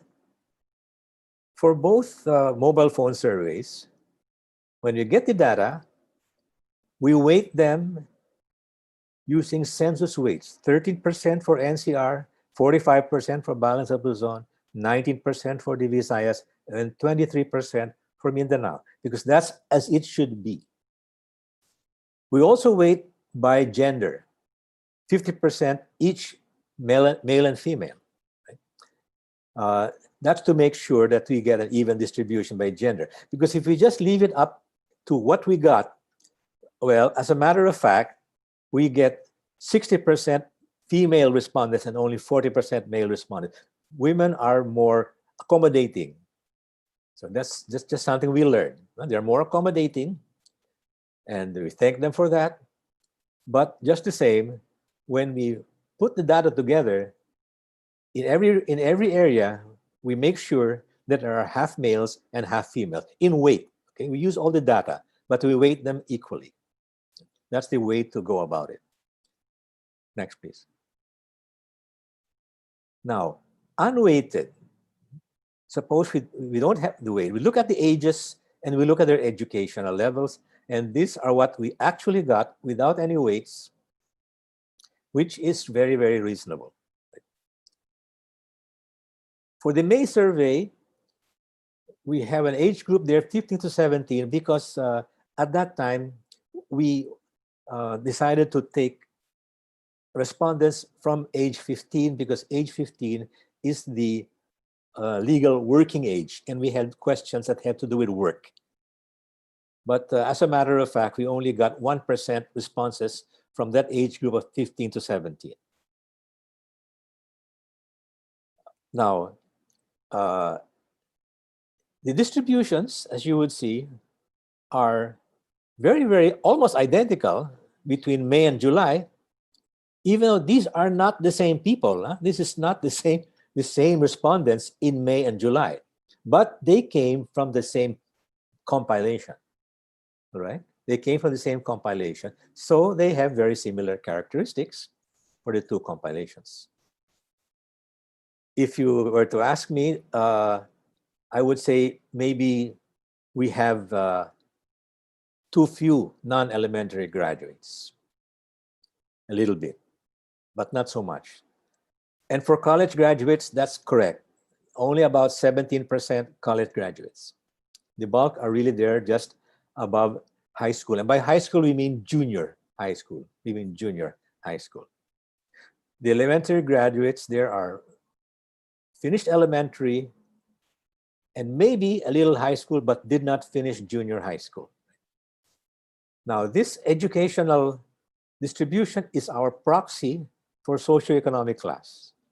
We cannot have socioeconomic class data because that in an ordinary face-to-face, that depends on a visual judgment of the home and the appliances in the home, and it's done by the field interviewers. But on a mobile phone, you can't see the home, so there's no socioeconomic classification of the same style. We use education instead. Another thing that we were not able to continue is the self-rated poverty, because the self-rated poverty requires a visual aid. It requires showing the respondents a card with two words, mahirap and hindi mahirap. That's, of course, that's a very, very simple visual aid, but we can't reproduce that when we're interviewing over the telephone. And so we have not been able to continue the self-rated poverty series in 2020 for the meantime. But we were able to continue the hunger because that's only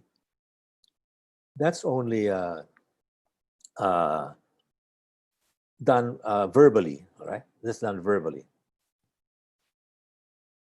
There are chats coming in, but I can't answer them right away. Right? I'll try to answer them later on, okay? Next, please. Next slide, please. All right. Now, what's the problem in surveying my mobile phone? This most problem is actually the telecom barriers, all right?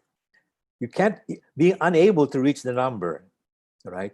Maybe they're not working, out of order, and you get these other messages. It's incorrect, out of coverage area, cannot reach them, cannot be completed as dialed, and so forth, right? So these may be temporary or they may be permanent. We don't know, right? Maybe they'll come back again. Maybe they were just off for a while. But to cope with these, we need replenishment, and we'll need some cooperation. We're trying to look for more numbers on a probability base. That's the big problem. And I hope that someday the telcos will cooperate with us. There are other problems which are not telecom problems. They are problems with the respondent side, like ringing but not answered. The number's always busy. Sometimes it's hung up. But these are just counterparts. In the face-to-face mode, these are only counterparts to dwellings which are unoccupied or unresponsive to the door knocking by house-to-house interviewers. You can't blame the respondents if they're not home. All right, you can come back later or call again later. But these are normal. Nobody home. That's normal. That's the same as in face-to-face surveys. You just have to put up with it. You just have to be patient. That's why you need to have a base from which to sample. Next. Now, outright refusals, when you actually get somebody on the telephone, you ask them if they would like to cooperate, and then you get a refusal. Those are actually few. And I think it's due to our good reputation and that people are willing, most people are willing to cooperate and answer the questions. Actually, in our face-to-face, we get lots of people who are so overjoyed that they have been sampled and that they are willing to share their opinions in a public opinion poll. If they know that it's real McCoy opinion poll and it's not an attempt to sell them anything, right? That's part of the ethics of opinion polling. You don't try to sell them anything. All right. If you do that, you're not an opinion pollster anymore. You're a marketer, right? And that's a different occupation already. Next, please. Right. Now, how do we test this? Right? Because in science, you need validation. This is what we insist on. We want everybody to try it also, independently, validate it. If you can do face-to-face, why not? But you'll be met by the transportation problem. If you have a telephone probability sample, go ahead and do that. In fact, the telcos should do it if they can. Why not? And that's the way whereby you can validate whether what we're doing is correct, and we challenge that. Actually, there should be more. There should be more. We're not saying that we must be correct, but we try to do it properly, and this is what we get. And we're waiting for others to see if they can deny getting the same results if they do it the same way. And then last slide here. Now, and if you've done it well, don't forget to archive your survey data, because you'll be needing this over and over again. If it's first-class data, then it should be archived. Okay? That's what we encourage to everybody. In our data bank, we have already 1 million interviews in the past 35 years. And we go back to these again and again for more analysis. Maraming salamat. Thank you, Dr. Vangajas. That was really, really interesting. And there are a few questions Yes. on the chat. I'll look at them again. And maybe I can summarize some. There's a few that point to, I guess, the methodology, which I think you spent a lot of time on, and that has to do with the sampling. Thank you, Mon. Yeah. And how do you make sure the sampling is representative? I guess related to that would be the 31,000. Would that be enough? Well, those were originally probability sample. So that's our justification for using them, and then visited face to face. Now, question framing, they are in our website. When we make our reports, we put the exact question there in Filipino, and you can look it up, right? The results shows that the government does not encourage. That's true. That's true. That's true. Yes, the 31,000 were randomly selected because they went through our original random selection face to face in those earlier years. Doctor, what is the probability of one Filipino being a respondent in his or her lifetime?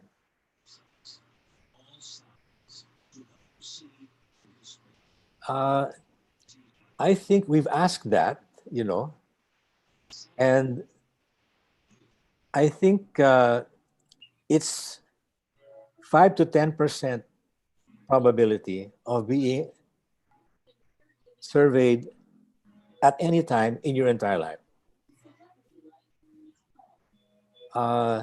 As I said, we've got 1 million interviews in our data bank in 35 years of surveying. Now, 1 million out of 100 million present. Well, not 100 million because we don't interview children most of the time. It's not more like 55 to 60 million adults. Right? So maybe something like 2%, I guess. Yeah, something like that. Yeah. Oh, So there's another question here from. Any more questions? There's a question, Dr. here from Edsel Peña, Dr. Peña, and he says, "Thank you, Dr. Mangajas. The pool of 30,000 plus mobile phone respondents may be a biased sample to begin with, since they are the people with mobile phones. Is there a they're way not. to see They the are the amount?" people that we surveyed originally, not with mobile phones, but mobile phones are now held by 85 to 90% of the people. Almost everybody has a mobile phone. So it's a very good way of sampling now. So we didn't select only people who had mobile phone. We selected from the people we had sampled in their homes, and then we asked them if we could re-interview them on their mobile phone. Okay. Yeah. I think that clarifies. Yeah. One question from Christy Galliano. Are respondents paid? No, they're never paid. Sometimes we are given enough budget in order to give them a little token, like a notebook, something like that. It's a kind of a thank you, but that's rare. That's done for big surveys where we've got them for an hour and a half to 2 hours. It's a kind of a little thank you. But there's definitely no money. There's at most a notebook, a face towel. Those are the only kinds of tokens that we give. We're not like the market research where they give free samples of consumer goods. No, that's a lot more. No, we don't do that. For them, it's really the pleasure of being civic-minded and contributing to the survey. And so we're very thankful, of course, to those who participate. Now, if they don't want to participate at all because they're too busy, well, we can't do anything about that. That's like in a democracy, If you choose not to vote, you're not required to vote. But then you will not be counted. See, what can you do about that? And you have to live with that. Yeah. Well, let's thank Dr. Mangajas for his talk, and we'll have also more questions and more time after all the talks for our panelists. So please, for the audience, keep typing away in the chat, and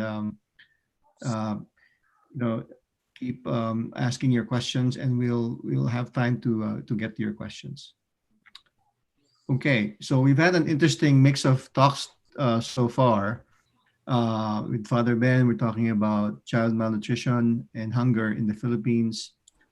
With Mrs. Mercy Abad, we were talking about microfinance for the poor and lots of success stories. And then with Dr. Mangahas, he just talked about surveys and how to do them and what does it tell us about the Filipino people and what they're feeling about certain things, certain issues in this particular time of COVID. We'll sort of pivot a little bit and talk about heritage in local communities. And our next speaker is Dr. Mario Santo Domingo. So let's see if I can share this slide. And Dr. Santo Domingo is a professor at the University of Maryland, Baltimore County. He's also a research program coordinator in the psychology department. And he's also a research scientist with Evaluation and Assessment Solutions, LLC.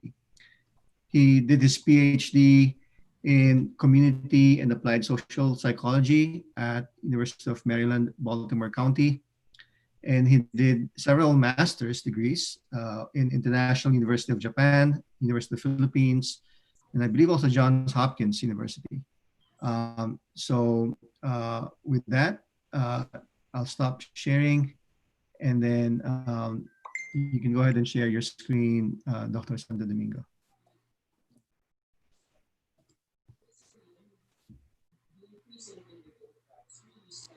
Can you see my screen now, Francis? Yes. Okay, magandang umaga po sa mga nasa Pilipinas at magandang gabi sa mga nasa Amerika at Canada at kung saan man kayo naroon. Magandang araw po sa inyong lahat. First of all, I'd like to thank President Giselle Concepcion of PAASE and Francis, the host of our session today, for this opportunity to talk about a topic that's really very close to my heart. So I'm here this morning to talk about a community-based history and heritage project not far from Manila, in the province of Rizal, in the small town of Morong, where I was born and raised. But let me first dedicate this talk to a few people who have inspired and helped make this project a reality. The late Colonel Francisco San Miguel, who was persistent in his call for the town and the former district of Morong to be recognized for its role in the history of the Philippine Revolution and for the formation of the Philippine nation. The late Mayor Armando San Juan, who never hesitated to support this project the moment he sat in office and provided staff support, contributing to the sustainability of the museum. They both passed away several weeks ago, not too long ago.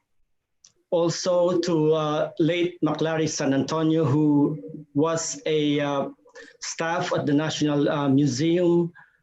He knocked on doors at the National Museum when this project was being conceptualized to bring the weight of the national institution to a local museum project. And last but not the least, to my dear friend and classmate, Attorney Lynn Bautista, who passed away 2 nights ago. Wow. Attorney Lynn provided us legal advice regarding property rights and agreements between the government and civic organization. Thank you as well to the officials of Likas Morong, whose main project was the Museum Pambayan ng Morong, led by Vice President Felino Angeles, for steering the museum to where it is right now. Special shout out to Friends of Morong Museum, led by Mrs. Normita Fan, and to the Mayor of Morong, Dr. Olivia De Leon. The biggest gratitude goes to the members and staff who worked hard to run the museum and sustain its programs. It goes without saying, though, that due to the current pandemic and the closure of the museum, both our educational and social activities are limited to online mode, which I'll repeat again later. This story began in the small town of Morong, in the eastern part of Rizal by the Laguna de Bay. The town may be better known for its beautiful neo-Baroque church which traced its history as far back as 1615, but whose facade was completed in 1853. At the entrance of the church complex were two fu dogs, or stone lions. Just like the church, they have been constant presence. We see those two fu dogs every day since I was a child. But something happened not quite long ago. One stormy day, the female fu dog disappeared, never to be seen again, leaving the other fu dog, the male one, by its lonesome. But this has happened before. This loss of a community patrimony has happened before. It was not the first time. By theft or by official decision. It has happened before, like the structure called Glorieta, built in the 1920s, which gave way to a basketball court in the 70s. Now, is it happening still? Yes, probably not as massive, as the whole structure being taken away at one point in time. But many structures, many architectural edifices are being chipped away slowly. So what's happening again? So these are losses or damages to local architectural and material or tangible heritage. But then this is not the only heritage I'll be talking about today. There's also the obliteration of local intangible heritage. A large part of our heritage actually is immaterial, such as history, tradition, and way of life.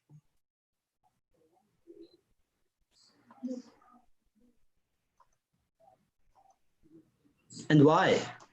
Why are this happening? And I can just point to a few reasons. One is like misguided development, the pressure to modernize for the locals, and also related to the influx of capital, both to private sectors, both to the public sector. The inability of local institutions such as the local government, the schools, the churches to preserve this tangible and intangible heritage. Also related to this is the lack of understanding and appreciation of local history and the relevance of heritage. And finally on this list, the erosion of citizen initiatives due to top-down governance and paternalistic structures.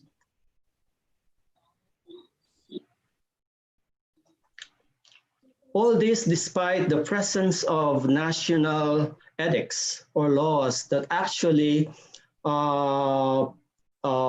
encourages the preservation, enrichment, and dynamic evolution of a Filipino national culture according to Section 14 of the Philippine Constitution.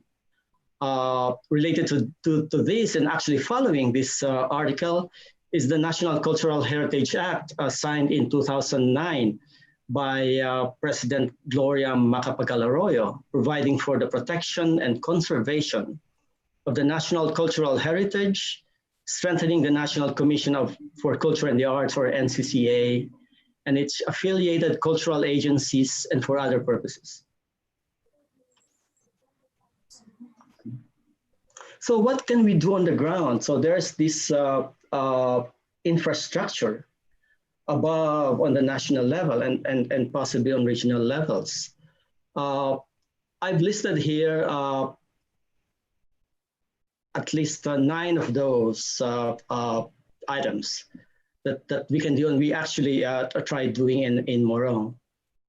Of course, it's very important. We can mobilize the citizens and encourage participation in heritage work. 2, part of the mobilization and encouragement to participate is education and training. Next is fundraising and grant making, something that I didn't learn from school. 4th,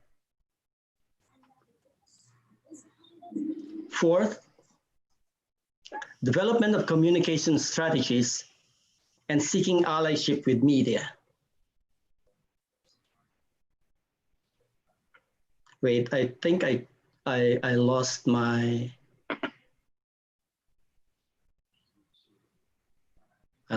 screen.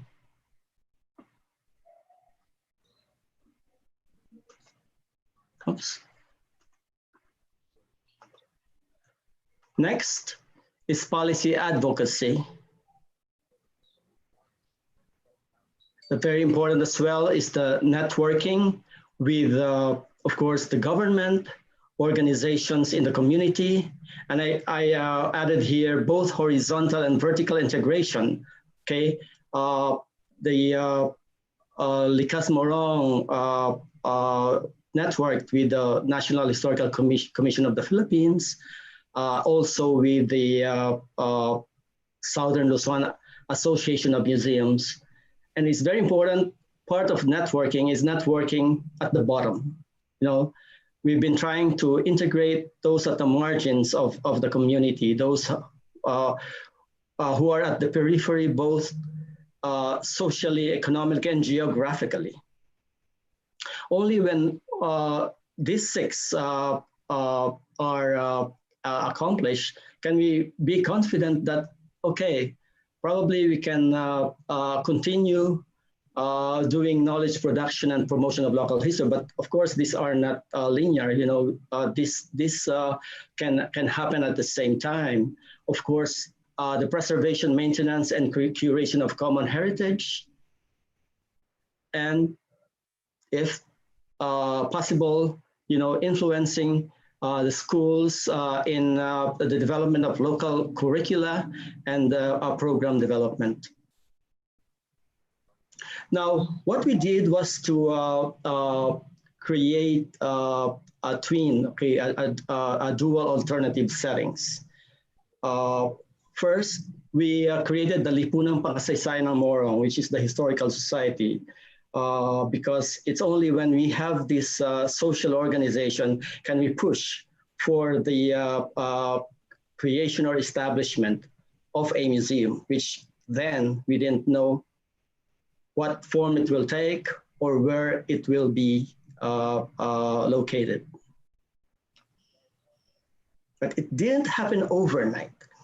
The idea of forming a historical society has been percolating, you know, since about 15 years ago in 2005 or even earlier. So we developed these brochures trying to recruit people, but many of, or most of the efforts fizzled out until the year 2010, when Facebook groups were launched. You know, it has become easier and swifter to communicate with people and to find people of the same mind, those who believe in the same ideals that I believe and my other allies believe about the understanding of history and the preservation of heritage. We gathered a small group of people in the beginning who communicated and tried to brainstorm about what courses of action to take. And we zeroed in on what we call the Comandancia. You saw this photo a while back. This has been at the center of the town and was built in 1880 through 1881. I considered it a palimpsest of local and regional history because it's similar to a manuscript whose old writing has been effaced or altered, but the remnants of the original form still remains. This is very historical. This was where Teodoro Plata of KKK was a clerk of court, and he spied against the Spaniards for the Katipunan. But there's a problem. Look at how it was in 2012 through the early part of 2013. It was abandoned because the local government found or established a new seat of government by the outskirts of the town. It was decrepit, it was dirty. So it's not ours, it's not it's a government property. What to do? How do we make it? How do we occupy it? How do we make it into a museum? And so the decision was to clean it. Okay, it's not ours, but probably we can do something. We can transform it. And it happened. It got cleaned. Again, the question is, so what? What to do? Where do we go from here? So because of the realization that actually we could do something, we can actually make space clean, we started mobilizing, actually recruiting more members, and tried to communicate with the local government, with the mayor, that hey, can we please make use of that space to make it into a museum? So there was this effort, to slowly convince the municipal government that it's worth bequeathing or making the Likas Morong the steward of that space. So part of this mobilization is attending meetings, and I apologize if you will be seeing my face, my picture in some of these photos, because I was at the center of the action. So you can see here a meeting with the town mayor then, Mayor Joseph Benaventura, was meeting with Balikbayans, and we asked him pointedly, if Mayor, do you think you can make Likas Morong, who were attending this meeting, the steward of the second floor of the Comandancia, so that we can transform it into a museum? He did not say yes, but he did not say no either. So we took it to mean that probably it's okay. So we continued our work on the Comandancia. So with our local artists, with the artisans of the community, we transformed it into something pleasant, something beautiful, so we can actually create or stage a small exhibit, so that when we inaugurate the Lipunang Pangkasaysayan ng Morong, there's something that people can see. So with the help of the local community, we started putting displays on that space on the second floor. So people offered displays, their bonsai plants, their pots, their potteries, the old bell from the school, and other artifacts or paintings that people were storing in their garages. So it was really quite exhilarating that people get it. People think that this is an important effort. And so there was a massive cooperation on the part of the people. So we set the inauguration of the Lipunang Pangkasaysayan ng Morong on April 5, 2013, and had a small exhibit. So people came. We even invited like a cantor from the Aglipayan Church to sing for us.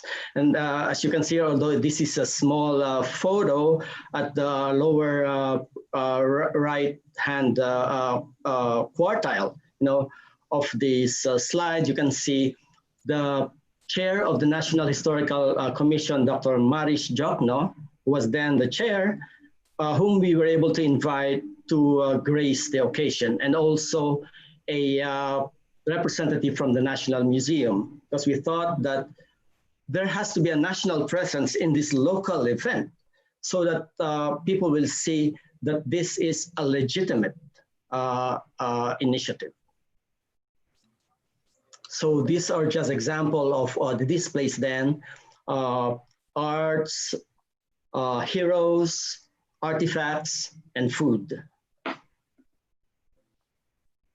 We also launched a Gawad Kasaysayan and other types of awards. In this case, this was the first couple of awardees, the co-authors of Morong 400 Years book, published in 1978 by Timoteo Pascual and Liwayway Pascual Guillermo. From then on, we launched other awards like Youth Leadership Award, Award for Cultural Workers, and Award for philanthropists. And then this happened. We signed the memorandum of agreement on the same day in public. So the mayor eventually relented to us being the stewards of that space in the building. Although later on we realized that memorandum of agreement do not have teeth really. And so from here on, we tried moving toward the passing of an ordinance or a law, a local ordinance that will actually make sure that we or the Likas Morong is the legally, designated steward of the space. So from then on, again, as I've said, we moved forward. The museum left its mark on the community. We even created our own preamble, as you can see here. This is on display in the museum, on the entrance of the museum. And then we decided, okay, probably we can actually use the whole space. Because we were using only a small space, since we were already there, we might as well plan for the actual, the use of the whole space for it to become a formal museum. And then we did it. We did the plan, we worked toward it, we raised funds for it until this happened. From the decrepit, dirty, space, we transformed it into something beautiful, made by the locals. So the design artists were locals, the artisans were locals, the carpenters were locals. So these are all locally produced. As you can see here, it was visited by Dr. Gisela Concepcion, during the day that we launched a science-related effort at the University of Rizal system. It was also discovered by one other PAASE member, Dr. Maria Corazon de Ungria, who actually wrote me a letter saying that she would like to be part of the Morong project. Why? Because she traced her roots to Morong. And so I thought, oh, maybe we can invite Cora to be a resource speaker in one juntahan. And the juntahan was about family trees. So she talked about her work in genetics, and it was so, it was received so well because it ties into what we were really aiming for, to be able to trace our roots, to be able to connect, with our families. And she herself was able to draw her family tree and met her relatives during this particular event. Professor Vincent Christopher Santiago, who's a linguist, also traced his roots back to Morong. It happened that he earlier had some studies on the lexicon of the Morong Tagalog dialect. So he found a way, we actually invited him to talk about his research about Usap Morong or the Morong Tagalog dialect. So as you can see here are some additional photos. So we, of course, developed the gallery. And from 2013 on, there have been like 3 or 4 art exhibits or exhibits of human interest on the gallery. We've have like a schedule of events, not just art exhibits, but also storytelling and storytelling workshops for children, for example. All Women Art Show is another event on this particular list. We also have received group tours from schools in Morong and adjacent towns, also groups of visitors from Metro Manila and adjacent provinces. Now, I listed here the program components that we thought were really very important at the beginning of the initiative, and still is very, very, very important. One is the critical mass of members who are well aware of the importance of history and heritage in the well-being of the community. The importance of a sustained program for educating and training members so that skills like technical skills or social skills are being fostered and instilled for the benefit of the organization and for the benefit of the larger community. A sustained set of interactive activities and events, which we thought should be first inclusive, that it has to accommodate everyone in the community, including those at the margins, including the handicapped, including girls and women. So, you know, one picture here was taken during the opening of an art exhibit by girls and women. And of course, we have a lot of activities for children, because we believe that any museum project which seeks to empower should have a developmental component. Very, very important is local policy advocacy. So we started with a memorandum of agreement. Actually, after the 2013 signing of the memorandum of agreement, we had another signing in 2015 when the formal opening of the actual museum happened. And then in May of 2018, after a series of mobilizations and advocacy, the ordinance, the municipal ordinance, which is a binding ordinance, was approved on the third reading by the Sangguniang Bayan of Morong. So it was a successful effort brought about by consistent, mobilization and the persistent knocking on the doors of the politicians. Now, of course, we continue to touch base with the local government unit. In fact, in May 2019, the first woman town mayor was elected, Dr. Olivia De Leon, and this shows the ceremony where we were hanging, her portrait on the wall, where the portraits of mayors of the town since the turn of the 20th century were hanging. We thought that this is a nice way of showing the public that we cherish, we treasure our leaders, and that the young ones or the younger set will see that, oh, if I become a mayor, my portrait will be hanging here. This is an important space in the life of the town. Another important program component is the development of local and external networks. Likas Morong became a founding member of the Local Historical Committees Network, or LHCN, under the auspices of the National Historical Commission of the Philippines.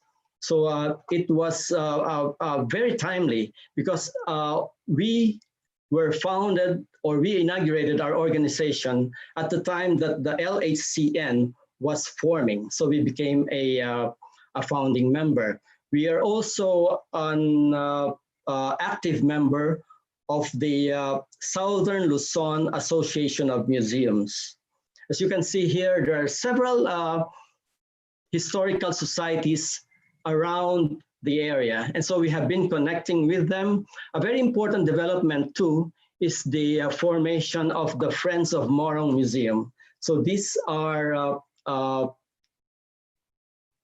residents or Morongeños who are abroad who thought that the best way they can help the museum and the town is to form an organization that will help support, the museum for a long time. So they've been accepting fees, and then they are giving us small grants for occasional projects.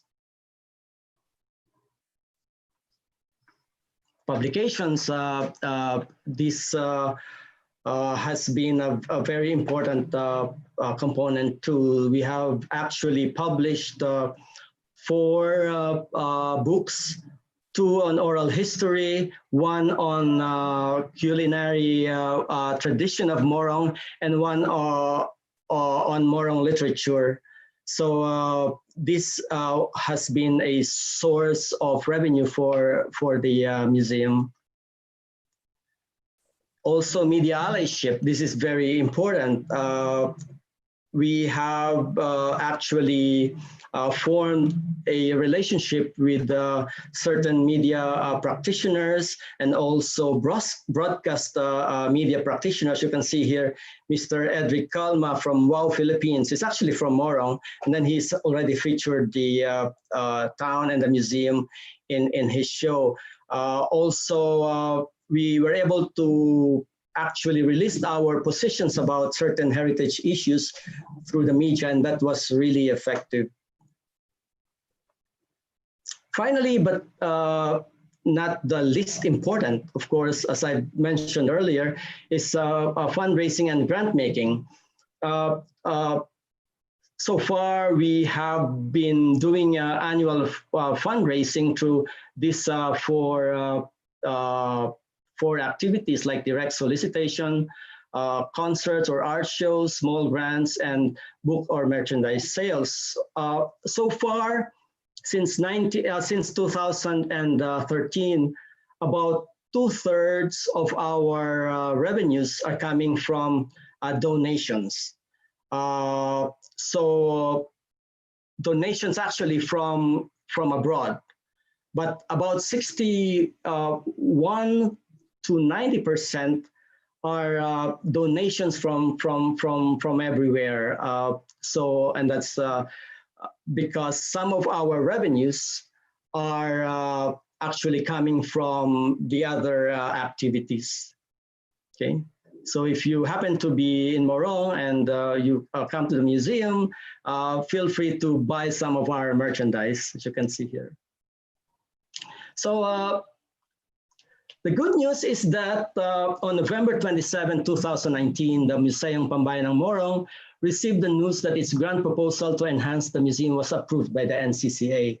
So this is the first time that we got a big grant. And quite recently, just a few days ago, NACP and the Local Historical Committees Network told us that they will support the annual forum on the history and heritage of Rizal province on August 30th. Actually, this particular activity is one step toward upscaling because we wanted to integrate the other towns in our efforts and try to have like a forum where everyone will say their piece about their own local history and their own heritage. So hopefully it will be successful and that it will lead to even bigger projects, not just for the town, but for the province itself. So this is actually the end of my presentation, but I just would like to show you these 2 photos. Originally, I'm actually a community psychologist, so I'm very much interested in community well-being, collective well-being, and maybe this is for a future talk about how museum visits can actually foster or help people, you know, in enhancing their mental health and well-being. So as I said, like this can be for a future presentation. And at this point, I'd like to thank everyone who listened to this presentation, of course, to everyone who's contributed to this sets of photographs. And I'd like to thank you, and please, if you have any questions, feel free to throw them. Okay. Salamat po. Thank you, Mario. Really, really inspiring talk, and congratulations on your efforts. Salamat. Yeah. So I actually have a question for you, Mario, and I think the question might resonate with some of our members who are also U.S. based and go back to the Philippines regularly. But it seems like you have a special connection to Morong. And how did you maintain that connection even though you're working from abroad? Oh, so as I've said during my talk, Facebook was really very instrumental, very helpful, especially Facebook group, because we have this group that started really small, and we were constantly, sharing ideas through that particular venue. But Morong is really a small town. We know almost everyone from school, and so there is really a very tight social fabric that and that's why when we did the first fundraising, it was very successful because everyone was connecting with each other and convincing everyone that this is a worthy endeavor. In addition, actually, although I've noticed that when I did some analysis of the funds raised and the amount, the closer you are to the museum, the more frequent, you donate, and the higher, the amount of donation. So probably because of the affect, because of the connection with the place and the space and the people that are around that area. But I've always been insisting that we need to be able to accommodate those far away from the center, because only then can we really have, a strong community that's inclusive and that will be learning from our efforts. Otherwise, it would just be, like preaching to the choir, if we keep on just talking to one another who already know each other. So I hope I answered your question. Yeah, thank you, Mario. So now we can open, to the floor to questions, and we do have some questions on chat, and you can keep asking and typing away. But I think it's also possible to have people ask questions. You can turn your mic on and ask questions. So what we'll do is probably if you have a question, maybe use the icons to raise your hand, and I'll acknowledge you, and then we can have you ask your questions live. You still have all our panelists here. Actually, before we go to those questions, maybe I'd like to ask Mercy Abad. We did present a video, and I understand there were some audio issues for the video. It was nice and clear on my end, but I thought it was transmitting well. But there is a link that Richmond posted, so everybody can click on that later on and copy it and watch it on YouTube. But I had a question for Mercy about ASHI, just in terms of the model, which we know is the microfinance model. Essentially, you're giving out loans to poor families, primarily to the nanays, to the women. One question is, you said that the maximum amount was 100,000 pesos, and I guess that's after several years of success. But initially, what was what's the typical loan amount that you give out to the nanays? That's one question. And then can you comment on, the nanays being the ones receiving the loans and running the businesses as opposed to the tatays?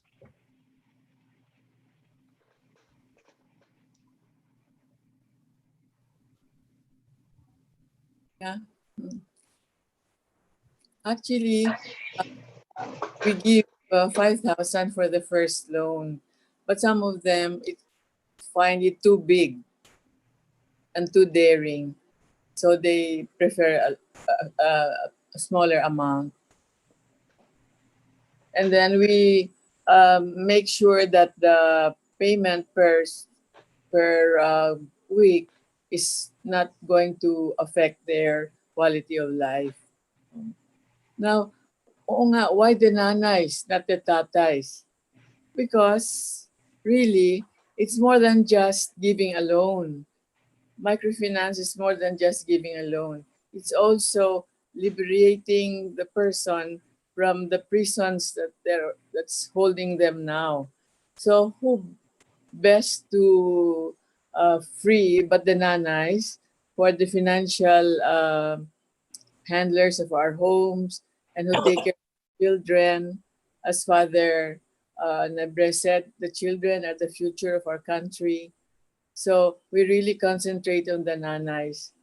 And you can see that that is a great, that's a wealth that our country has not mined yet, no? The women force, the talent of the women and their functional competence. It's really amazing. I'm amazed at what they have shown us. But And just actually, to but actually we're already starting to work with farmers now because the men started complaining, why the nanays only? So we're now starting to work with small-time farmers and putting them together so that we can go over the middlemen and we go directly to the big business people who will take care of the farmers. That's another story. So I did not talk about it anymore. I just concentrated on the nanays. Thank you. Thank you, Mercy. There's a few more questions that we'll go through on the chat. But like I said, I think there's really a chance for us to be more directly involved. So if you want to raise your hand and ask a question of our panelists, please go ahead and do that and I'll acknowledge you. So one question, this is for Father Ben from Al Serafika. Very excellent work, Father Ben. How can we make the operation more sustainable by using more technology? For example, urban vertical farming and having income generating aspects like extending services of the cocina to serve paying customers, like the parents, that will sustain the operation of feeding the children. More power to you and GK. Well, we do use technology. We have a team in Ateneo de Manila led by Dr. Eden Bureau, which are basically we use cell phones to gather data so that in all the kitchens they can input both the data of the feeding, but also the data about the children. And we use that to analyze things. That's about the use of technology. But as far as urban farming, that's really more middle class. The very poorest are not into that at all. So that reaches certain groups, but it's not at the level for the very poorest that we deal with. Because Gawad Kalinga is very focused very much on the poorest. Shall I from Mayor Tolosa? Gawad Kalinga is not a Catholic organization. It comes from Couples for Christ, which was a Catholic organization. But Gawad Kalinga now is basically an organization to serve the poor. And a lot of our work right now is in Muslim areas. My main concern right now is Marawi and Lanao del Sur. Just this morning, I was connecting with the DepEd Marawi because we just supplied face shields for them. So Gawad Kalinga is really an organization right now that is focused on poverty, and it is no longer part of Couples for Christ, which was a Catholic organization. And about family planning, we work with our communities. We work with the government in these areas. Thank you, Father Ben. I guess while we still have you, one question from Dr. Subade. Now that feeding the poor children is a government program, how is this being done? And is there any coordination or collaboration between GK and the government. And I don't know if that means local government. Is what you Well, explained, or the government mode is basically through the Department of Education. The funds go to DepEd Central, and then they're dispersed to the divisions and down to the schools. So that's the default mode. It's the school that implements. But the problem, if the problem with that default mode of the government is that then the principal and the teachers are burdened with handling the school feeding. No? And so it actually affects their teaching and their other work. And that's why Gawad Kalinga has worked with, as well as at the Mayor and the Olivi Foundation. We've tried to get the LGUs involved, the mayor involved, and so that we can organize volunteers and so on, so that we free the teachers from having to tackle cooking and serving, aside to their many other duties. So we try our best to work with that, and that's the way Gawad Kalinga works with we work with the mayors, basically. We try to work with the mayors and the Department of Education for that. The challenge we face right now is in the pandemic is that how to reach the children, and that's the challenge that we face. And right now, DepEd is finalizing the mode, and we're hoping that DepEd has decided to go with food packs, and we're trying to see how to help them with that. So like GK is volunteering to set up a system for delivery of food packs. Thank you, Father Ben. And full About family disclosure, planning education, GK is not into that, but we do cooperate with the government if needed in this area. thank you, Father Ben. I think Mrs. Abad, Mercy, you want to comment also on that? On family planning, yeah. Yeah. The sad part really is the very poor cannot afford to buy condoms or even maintain pills. The government must provide those. So, like for example, we've taught them natural family planning, the method being taught by Bishop Ledesma with the use of parang rosary beads, no? So they can count, they don't have to look at the calendar. But that works only if the husband is regularly at home. If the husband comes home once every week or once every month, it does not work. So it has to be a government initiative if we are serious about family planning. I'm sorry.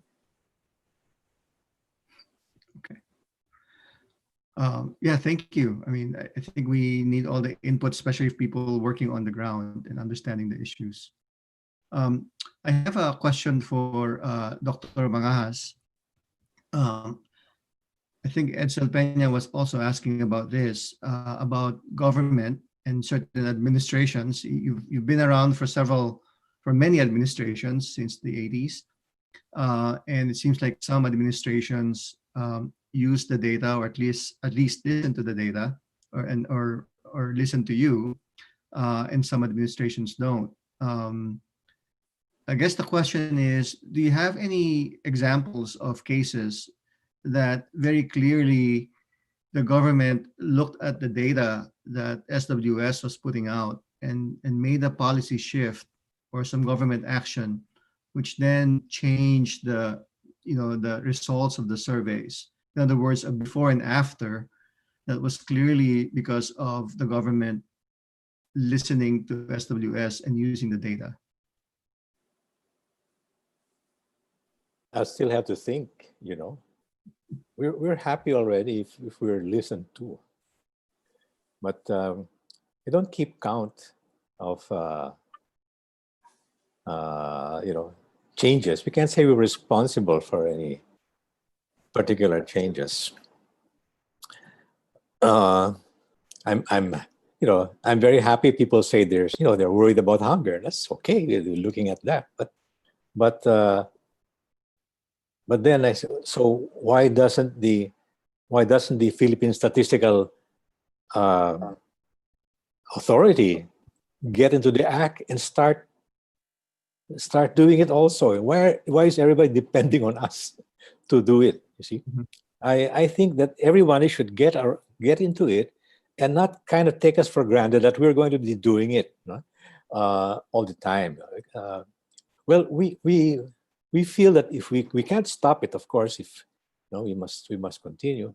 But there are many things that everybody should get involved in, so that there will be more research, no? And not expecting us to do it all. Yeah. Yes. Thank you. Thank you, Dr. Mangahas. Okay. I think Giselle, please go ahead. Ask your question. Yeah, I'll ask a question to each of our outstanding eminent speakers. Thank you so much for joining us today.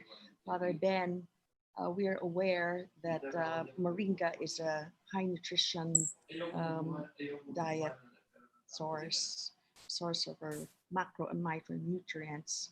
One of our NAST corresponding members, Enrique Ostrea, had done a study in Malabon on the correlation between moringa feeding of infants to toddlers or school children in relation to the intellectual development. So Dr. Estrella is with Wayne State, and he's a pediatrician in research. So are you privy to this information, and is there a way for you to conduct such studies directly correlating the physical and mental development of the children? Okay. Second, to Dr. Mangahas, I'd like to know what's the difference in the methods and the thrusts for the surveys used by the PSA and SWS, and to reiterate the question of whether you think it is your responsibility to advise government on how to address the issues, the political ones, the very important one today that you mentioned. Okay? Why is it that we get these sentiments from the people regarding WPS, and yet we get pronouncements or we get signals from our national leaders that they're not going to try to uphold the thinking or the position of our people. To Mercy Abad, may I ask whether microfinancing might be used to support directly the upgrading of skills and the training of the nanays, so that the income generation would have it would be better. Also, might you consider microfinancing for, say, their children to go into vocational training? So what I'm trying to emphasize here is the ripple effect of training and education, so that rather than just setting up a grocery, or of course we know pananahian is also important. There could be some other ways of improving productivity. And finally, to Mario. So I'm a witness to what Mario has established in Morong, and that's why I wanted to set up this Balik Ka sa Bayan Mo Tayo Na program, precisely because I saw what Mario has done in Morong. Now, Mario, maybe you can share with us also what you're trying to do with the University of Rizal system as an academic institution to help you with your vision and your advocacy, okay? To instill pride in our history and our heritage. Thank you. Thank you, Giselle. Okay, so that's several questions for all our panelists. So let me see if we can go and in order.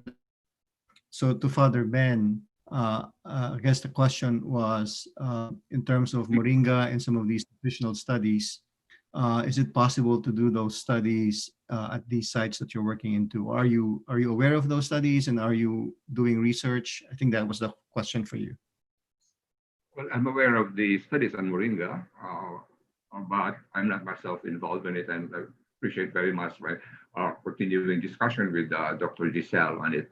But from the very beginning of the school feeding programs, we always use moringa. From the time we started around early 2000s with this, because we really believe it helps. In fact, the concern we have right now is that despite the fact that moringa really is important for nutrition, in general, the Filipino population does not put a priority on planting malunggay trees. In fact, in some places, they cut them down. So maybe, I don't know how we could have an advocacy where we could really tell people that they should plant malunggay trees, and that it really is a very, it's a plant that can provide so much for them, not just the leaves, but the fruit and other things. So maybe that's the need we have right now, is to make it more widespread. I think India is much more into moringa than we are. That's what I understand. And I think the second question. Yeah. Sorry. May I just add one other thing? Our understanding of poverty in the Philippines, at least our policymakers, we think of poverty as basically economic. In other words, lack of jobs, lack of opportunities, lack of money. But in the work I've been trying to do on poverty, I've come to understand what Amartya Sen, a Nobel Prize winner, says, that deeper than economic poverty is what he calls a poverty of capability. And he says what gives capability is education and health. And the best way to understand this is that we may have all these foreign direct investments, and we may all invite good firms to come in here. But if you invite somebody to come to work and he has tuberculosis or walang pinag-aralan, it will not work. And that's why attending to education of our children and attending to their health is very central to getting out of poverty. Otherwise, we can try to put up factories, jobs, new technologies, but we don't have the people with the capability. So I hope we understand that we have to attend to this problem. Yeah, thank you, Father. I guess the next question was for Dr. Mangajas. Giselle was asking about, again, your stance on the responsibility of SWS. I think that was what I got from her question. I don't know if you can recall the other finer points of her question. Well, thanks, Francis. I have the floor now. I wanted to say three things. First of all, I want to commend Mercy Abad in general, because she's a great pioneer in survey research of all kinds, market research, opinion research, and so forth. So many of us have learned from Mercy Abad up to now. Okay, and the face-to-face is really the best type of survey research, and we owe her so much. She has a heritage. Okay, the second thing I want to say is that it's very important to do surveys periodically, and frequently, not just periodically, but frequently. Because of our quarterly work on poverty and hunger, we know that these can change even in 3 months' time. No? Even in 3 months' time, the change can happen, and it's statistically significant. And if you didn't have a quarterly survey, how would you know? This whole business of doing it once every 3 years is hopeless. I think the least that should be done is annual. But when was the last hunger survey of the government? I don't know. 2018, 2019? That's ancient history already. So you have to have periodic surveys, and we do what we can because we don't have so many resources, but everyone should get into the act so that there will be more periodic, even if it's not the same one doing it all the time, but just from the fact that many are involved, there will be periodic data. Now, the third thing I want to mention has to do with feedback, with the feedback from the public, all right, to everyone else, okay? Does it matter? Like the people hate China, but look at what's happening, right? Now, this to me is a big issue of democracy. It's a big issue of government. It's a big issue of accountability. No, this is not to be solved by researchers. It's to be solved by everybody. The people. We all have a role to play. Media has a role to play. Advocacy groups have a role. Politicians have a role. Everybody has a role to play over here. Right? We just do what we can.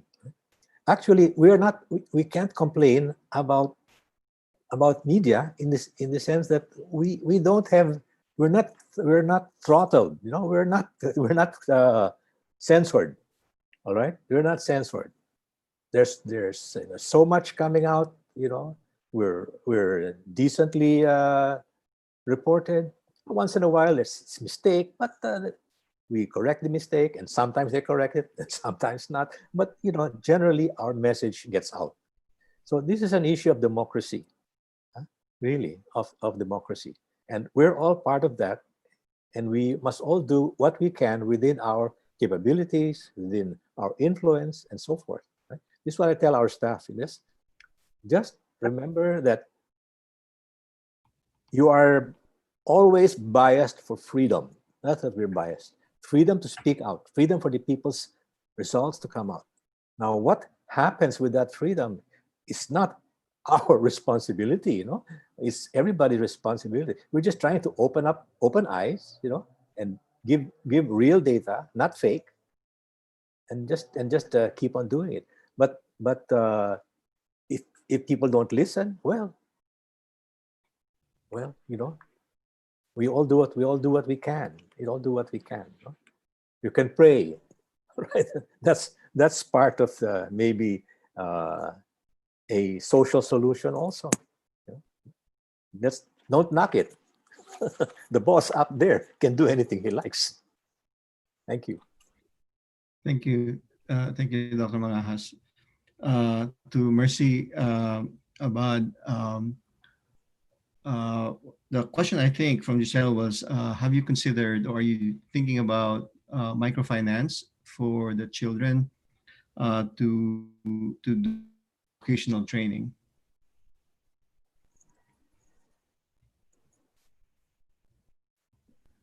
Thank you, Mahar.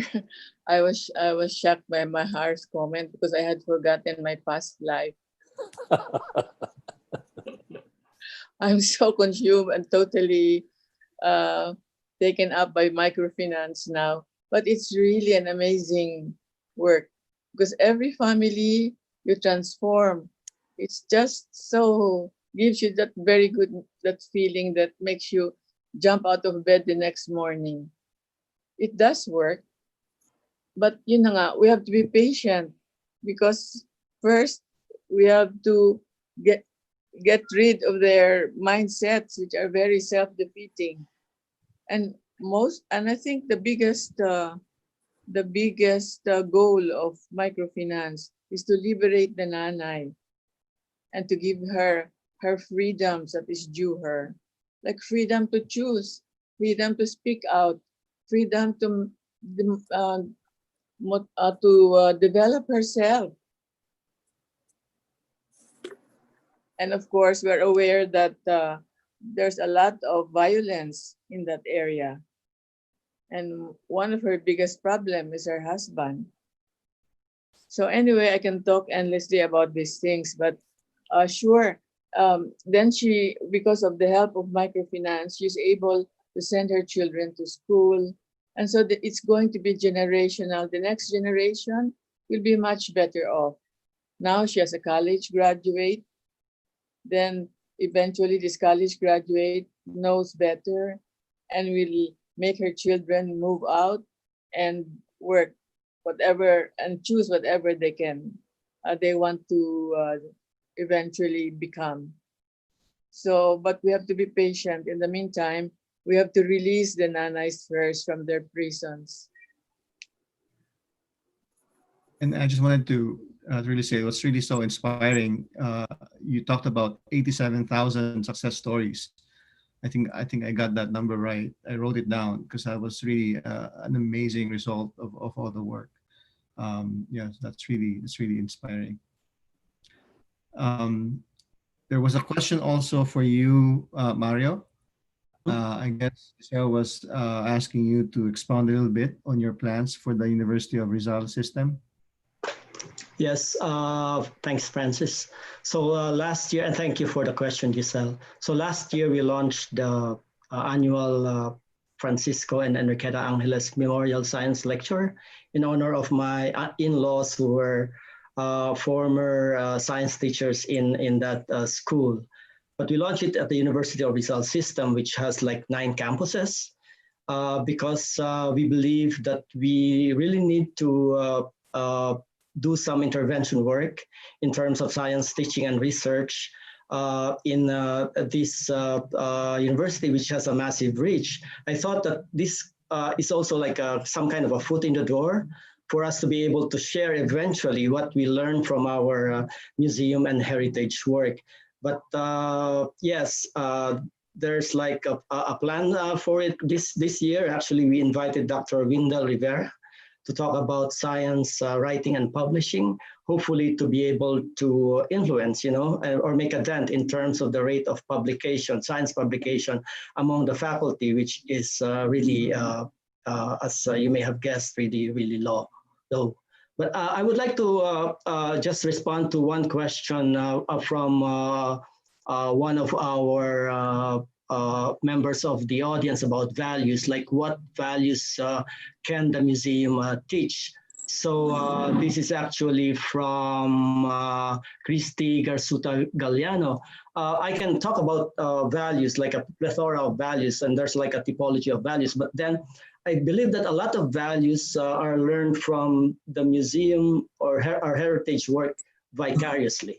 And one of them is like the respect for the community, the respect for history and heritage. In fact, there's a story about these 2 scavenger boys who came to us with like some old coins, which they could have actually sold, but instead donated to the museum because they thought that, well, they're valuable. They're valuable for the community. They can earn like some pesos from those coins, but they instead donated to the museum. So we were really so delighted and happy that, oh, what we were doing has effects even to these poor boys who could have like earned from what they found, but instead like donated to the museum. Thank you. Thank you, Mario. You get a thumbs up from Christy. We can open the floor to 1 or 2 questions. I think is Dr. Pernia, are you raising your hand? I'm raising my hand. Oh, okay. Sure, please go ahead. Just a couple of quick comments and maybe a rejoinder. This is to Dr. Mangas, a former distinguished colleague of mine, valued. I follow his columns. His column every week. Anyway, you were talking about the composition of socioeconomic groups, Mahar, yeah. And, by education. But perhaps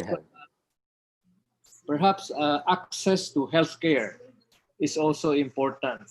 And, it's because there's no direct correlation between health and education among families.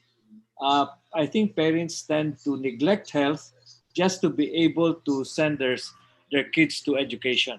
Education seems to be valued more by parents than health. And that's because health is really something invisible. It's not so. It's a long-term thing. Yeah. The other thing is, I wonder if you can have a question on the relationship between the private sector and the public sector, or the private sector, businesses, and government. Because, recently, it seems that there has been an adversarial relationship between between the public sector and the private sector, and this is not good because it really deters investment and economic activity from the private sector. So I wonder if you can ask what is the opinion of people about how the government should relate to the private sector. To me, it should be a relationship of friendship and partnership, because both are needed for the economy, for the growth of the economy. Okay, and then just a quick rejoinder to Mercy Abad. You mentioned that this family planning thing is it's a very important dimension of development, I think, and that's because it has impacts not only on health, but even on the economy. And that is why we had, during my term in NEDA, I had the Population Commission move to NEDA from DOH, because it had a DOH had a lackadaisical attitude toward family planning. But in NEDA, we really pushed it hard, and we want it to be related to development planning as well, because without family, no lack of family planning, especially among the poor, results in so much stunting and wasting of children, and you know how that affects the potential of the children moving as they grow old and as they join the labor force. So, you said that there's not enough support from the government. Yeah, the family planning program is now going on full steam, but it's constrained by the budget. It is underfunded by the government. Yeah. There's too many things that the government is, attending to, and there is also this concern about credit rating, and all that kind of thing. Okay, thank you. Thank Can you, I reply to Secretary that? Peña. Can I reply to that, Ernie? Yeah. Ernie, I really would like to have more data on socioeconomic status. And there'll be more chance to do that when we can get to face-to-face surveying. Okay. While it's still on a mobile phone surveying, when you only have 20 minutes and so much to talk about, that will, I can't put that in yet so far. Next, about the relationship between government and the private sector. It's a good idea for research, where we would, if we still had our old surveys of businessmen, that would be one of the things I'd like to ask. I will raise this up with my crowd. My business crowd is the Foundation for Economic Freedom. All right, there are lots of people there. Some of them may want to sponsor this kinds of research. This can be done. I mean, I would know how it could be done, but this is not something that I could fund myself from our own resources, SWS. So there are lots of businessmen there, and lots of government officials there. To me, the doing of research, is is also a matter of getting down to saying, okay, I'll pay for that. I'll pay for that. Then it will get done. Then it will get done. Do I have a 1-minute story? Can I tell you something? Sure. Francis? Sure, go ahead. In August 1987, I got a call from my friend of the Department of Agriculture. At that time, it was Sonny Dominguez. And Sonny said, this military coup attempt is terrible. Can you ask public opinion about it? What do people think about it? It's going on. coup attempt was going on. And I said, Sonny, I have a little money in the bank and I can do it, but can you pay me back? And he said, yes, go. And we did, right? And we did. And we discovered from there that the people were against the military coup plotters and that they supported Cory Aquino all the more because she resisted them. And then we were able to report it to the president. And she said, I thought people didn't like me anymore. I'm so glad for that. Now, Sonny Dominguez got me my money back from one of these other agencies. And it took 3 to 6 months before that happened. But I learned from there that if a businessman says, I'll do it, you don't have to have a signature, he'll do it. He'll pay for it. And that's what we need. 2 years later in 1989, there was another coup attempt. And then this time, on my own, I called up our clients. 3 clients, San Miguel, Ayala, and Shell. And I told each of them, you want to survey on this? I'll pay for it, each of you, 1/3 of the cost, each of you. And each of them said, yes, go. And on that basis, oral basis, we went and we did it. And again, we found that people were against the military coup attempt. If it's this businessmen and they say go, they go. That's their word is good. But if it's government, say, oh nako, pirmado na nga, hindi pa silang magbabayad. All right? This is a matter of sincerity, and personal integrity. See, and that's how we have to operate. Now, we've done things on our own, and never mind the cost. We paid for it. Right? We've done things where we didn't get paid back. All right? I mean, it's part of life. But the ones who really mean something, they'll back it up. They'll back it up. And that's what we need to do. I'm so glad that we saved enough so that we are now doing these mobile phone surveys, and paying for the deficit ourselves as it is. And we'll see how much longer we can do it. At least one more round, and I hope 2. But if we stop collecting revenue from other sources, how can we do that? You see, this is all of us pitching in together, and this is not because this is not for profit. We're a non-profit organization, and we're careful about the subject matter that we get into, of course, so that it's not flippant. It's not something that we could say, oh, bakit niyo pa ginawa yun? Sayang lang yung survey question na yun. Thank you, Dr. Mahas. I think I have time for one more question, and then I wanted to give all the panelists a chance for a last word. Al Serafica has been raising his hand for a while, so I'm acknowledging you, Al. Go ahead. Thank you, Francis. This one is actually for the first speaker, Father Niebres. Very impressive work indeed.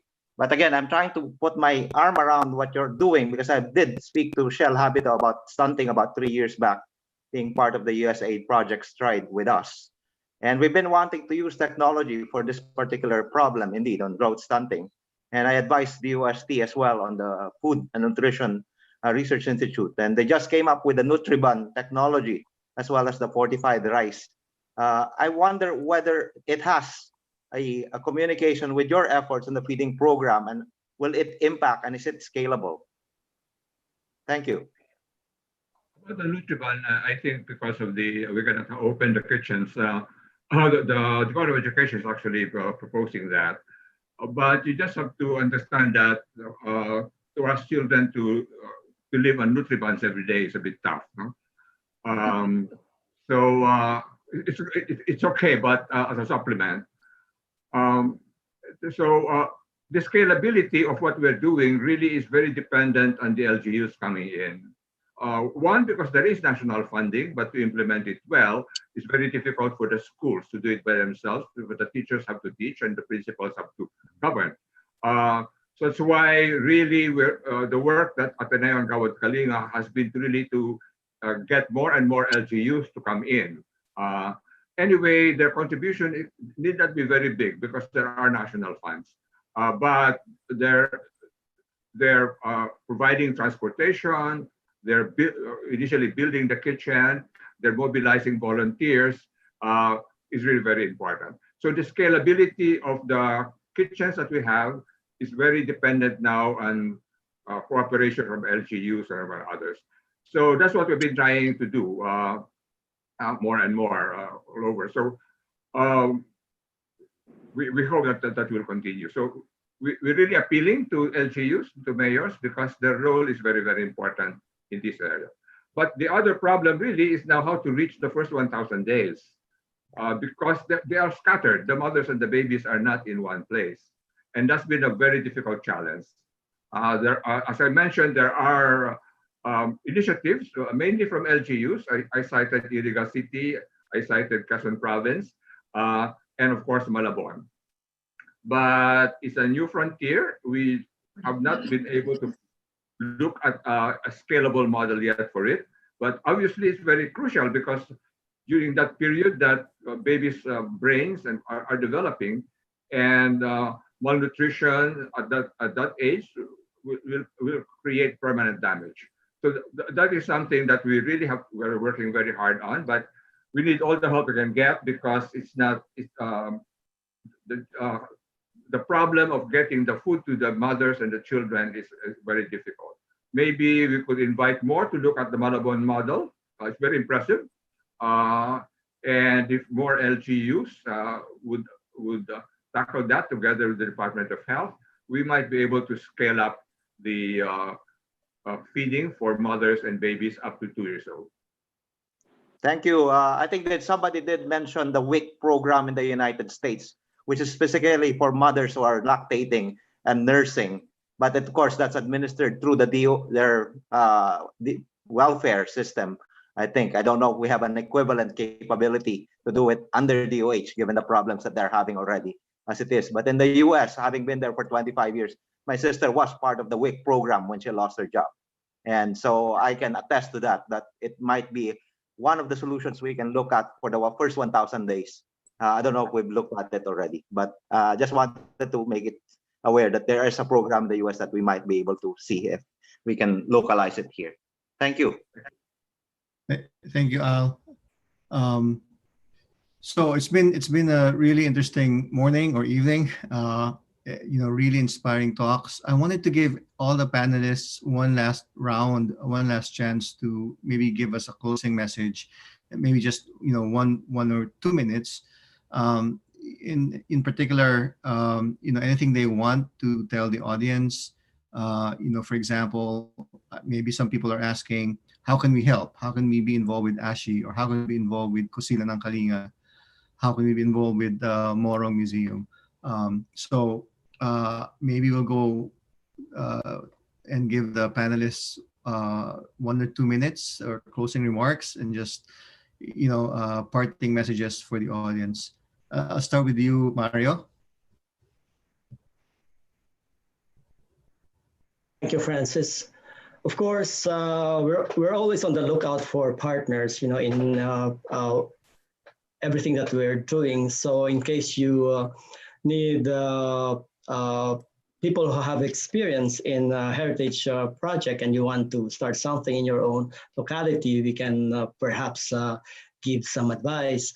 But for now, I'd like to just engage people in discussions. And one of the discussions that we're going to have will be on Sunday in the group discussion on social innovation that's still under PAASE.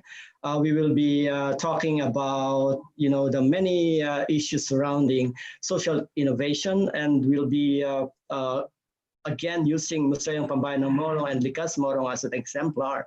Not only Museum Pambayang ng Morong, but we'll also be looking into the Meyerhoff Scholars Program, a highly successful model of a science scholars program here in the US, to look into the possibility of adapting it in the Philippines because it has been adapted in several universities here in the US, supported by Howard Hughes Medical Institute or the Chan Zuckerberg Initiative. So our discussion will have Dr. Cora de Hungria of UP-NSRI, Dr. Ton Clemente of Pambansang Samahan sa Psikolohiya and Pilipino, Professor Joe Junicio, the chair of the Sociology Department, Executive Director of the Meyerhoff Scholars Program, Keith Harmon, Director Cecil Gericami of DLSU Museum in Dasmariñas, and Dr. Tahira Madi of UMBC. Thank you. Thank you, Mario. Let me call on Mercy Abad. Last words, or how can we be involved if people want to help ASHI? And also last words, anything that you want to say to the audience? Yeah. Well, many of us have mindsets about the poor, that they are hopeless or they are tamad. That's not true. All they need is an option. And you know what? It also builds communities. Once you touch the life of a few, then you start building a bigger community. And what happened during the lockdown? I was scared because I thought they might go hungry, since not everybody was really given the funding that the government promised. So I was so surprised because there were very few who went hungry, only those in very remote places. They took care of each other. The centers took care of each other. So I guess that's one of the benefits of working at transforming their mindsets and the way of looking at things. Yeah, it has its special graces. So if you want to, what do you call us, help, you may send your donations. We can always need some help anytime. Thank you, Mercy. Really inspiring story. Dr. Mangahas? Thank you, Francis. I want to commend Ateneo in general. Well, actually, the church. This whole. How did we start? We're a spin-off from a committee, the research committee of the Bishops' Businessmen's Conference in 1984. This research committee was chaired by Father Bernas of Ateneo. And well, I and Mercy and others were delegated, to do the first BBC survey, and we did that. And then when I was able to, organize some funds for our first program, Ateneo agreed to be a partner for these funds because I didn't have an organization at all of myself. I had to form one. In fact, that's why we organized in 1985, and all of that. But so Ateneo became our partner for 2 years, 1986 and 87, and that was our beginning. We have spread the word. I'm happy about Ateneo de Naga, about Ateneo de Davao, about Xavier, and I'm the most happy about Holy Name University in Bohol. All of this we have gone to and helped in establishing, or we didn't establish, but in strengthening their survey capability. So I look at them as our colleagues all over the country who can do this particular kind of work, you see, and that's how we must all help each other, as well as also our colleagues abroad, who help us in all these kinds of things. So what's needed is partnership, sama-sama, kapit-bisig, as they say. I wanted to remember Father Bernas in particular, because Father Bernas is, he's very sick now. And I don't know, how much longer he'll have him with us, but I want to salute him, Father Bernas, my former teacher in Latin, who you might say helped us very much in getting started 35 years ago. And the Ateneo as a whole, the Ateneo as a whole. There are some things Ateneo cannot work on because they have their own restrictions. And there are some things UP cannot work on also because it's government, it has no restrictions. So I'm perfectly happy not having a direct affiliation with any university. But of all of these schools, I would say, in terms of tapang, ang mga Ateneo, sila ang pinakamatapang, and they go to work on these things. And all over the country, let's help. There are so many academic institutions that can do surveys and opinion polls. Now you have to raise your own money, okay? And when they're interested and sincere about it, they do. And that's part of the work, That's part of the that's research entrepreneurship. That's what I learned from my own teacher in Chicago, Theodore Schultz. Research is an enterprise. It requires taking a risk. Let's all do that. Thank you, Mahar. And finally, the last word, parting message from Father Ben Nebres. Thank you, Francis. So maybe just two things. One is, how can you help? Well, right now, because of the pandemic and hunger has gone so much higher, we're really trying to raise more funds because the government funds are not enough, and then it fits everybody for school feeding, especially in the poorest places. If we'd appreciate any help, you can contact me. I'll send to the email of Francis knows my email. You can actually send to Francis. Francis is part of Gawad Kalinga USA, and I hope he doesn't mind my mentioning that. And Gawad Kalinga USA is actually helping us raise funds for the school feeding. I think Maricel Villanueva, the executive secretary, has on the Zoom link. So if you contact any of us, or even Dr. Giselle Concepcion, because he's been very interested in the work we do in school feeding. I think if you contact any of them, we'll make sure that we contact you on how to help. Everything is appreciated because really hunger has grown so much higher now, and we really need to do something about it. And so that's the first thing we'd appreciate your help. I just like to make one point because the question of limiting family size, family planning, and problem of hunger are connected. We normally would like to think that we begin with family planning and then worry about hunger. But I'll tell you something that we may not realize. Poverty, one of the effects of poverty in a family is that they cannot think beyond today or tomorrow. If you know the typical very poor family, they wake up in the morning and they're wondering whether they'll have a next meal. And so to be able to plan for the future of the children is something that is not in their mind. They're just worried about providing food for them.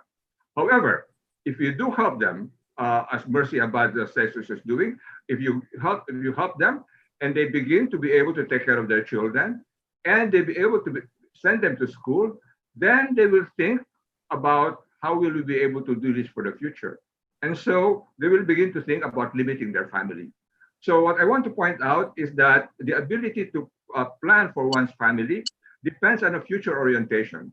It depends on the ability to think about the future. And when we help them reach that point, as Mercy does with the and other groups with microfinance, then we really do more things for them. We help them to begin to think of the future and to plan for the future. In fact, in my own understanding of poverty, when a family reaches that, then I am sure they'll get out of poverty. So developing the ability to think for the future and to plan for the future of your children is, for me, the best indication of a family getting out of poverty. So please think about that giving them the first step, as Mercy says, and giving the children the first step is really also the way forward to think of families that can plan for the future and think of limiting their families.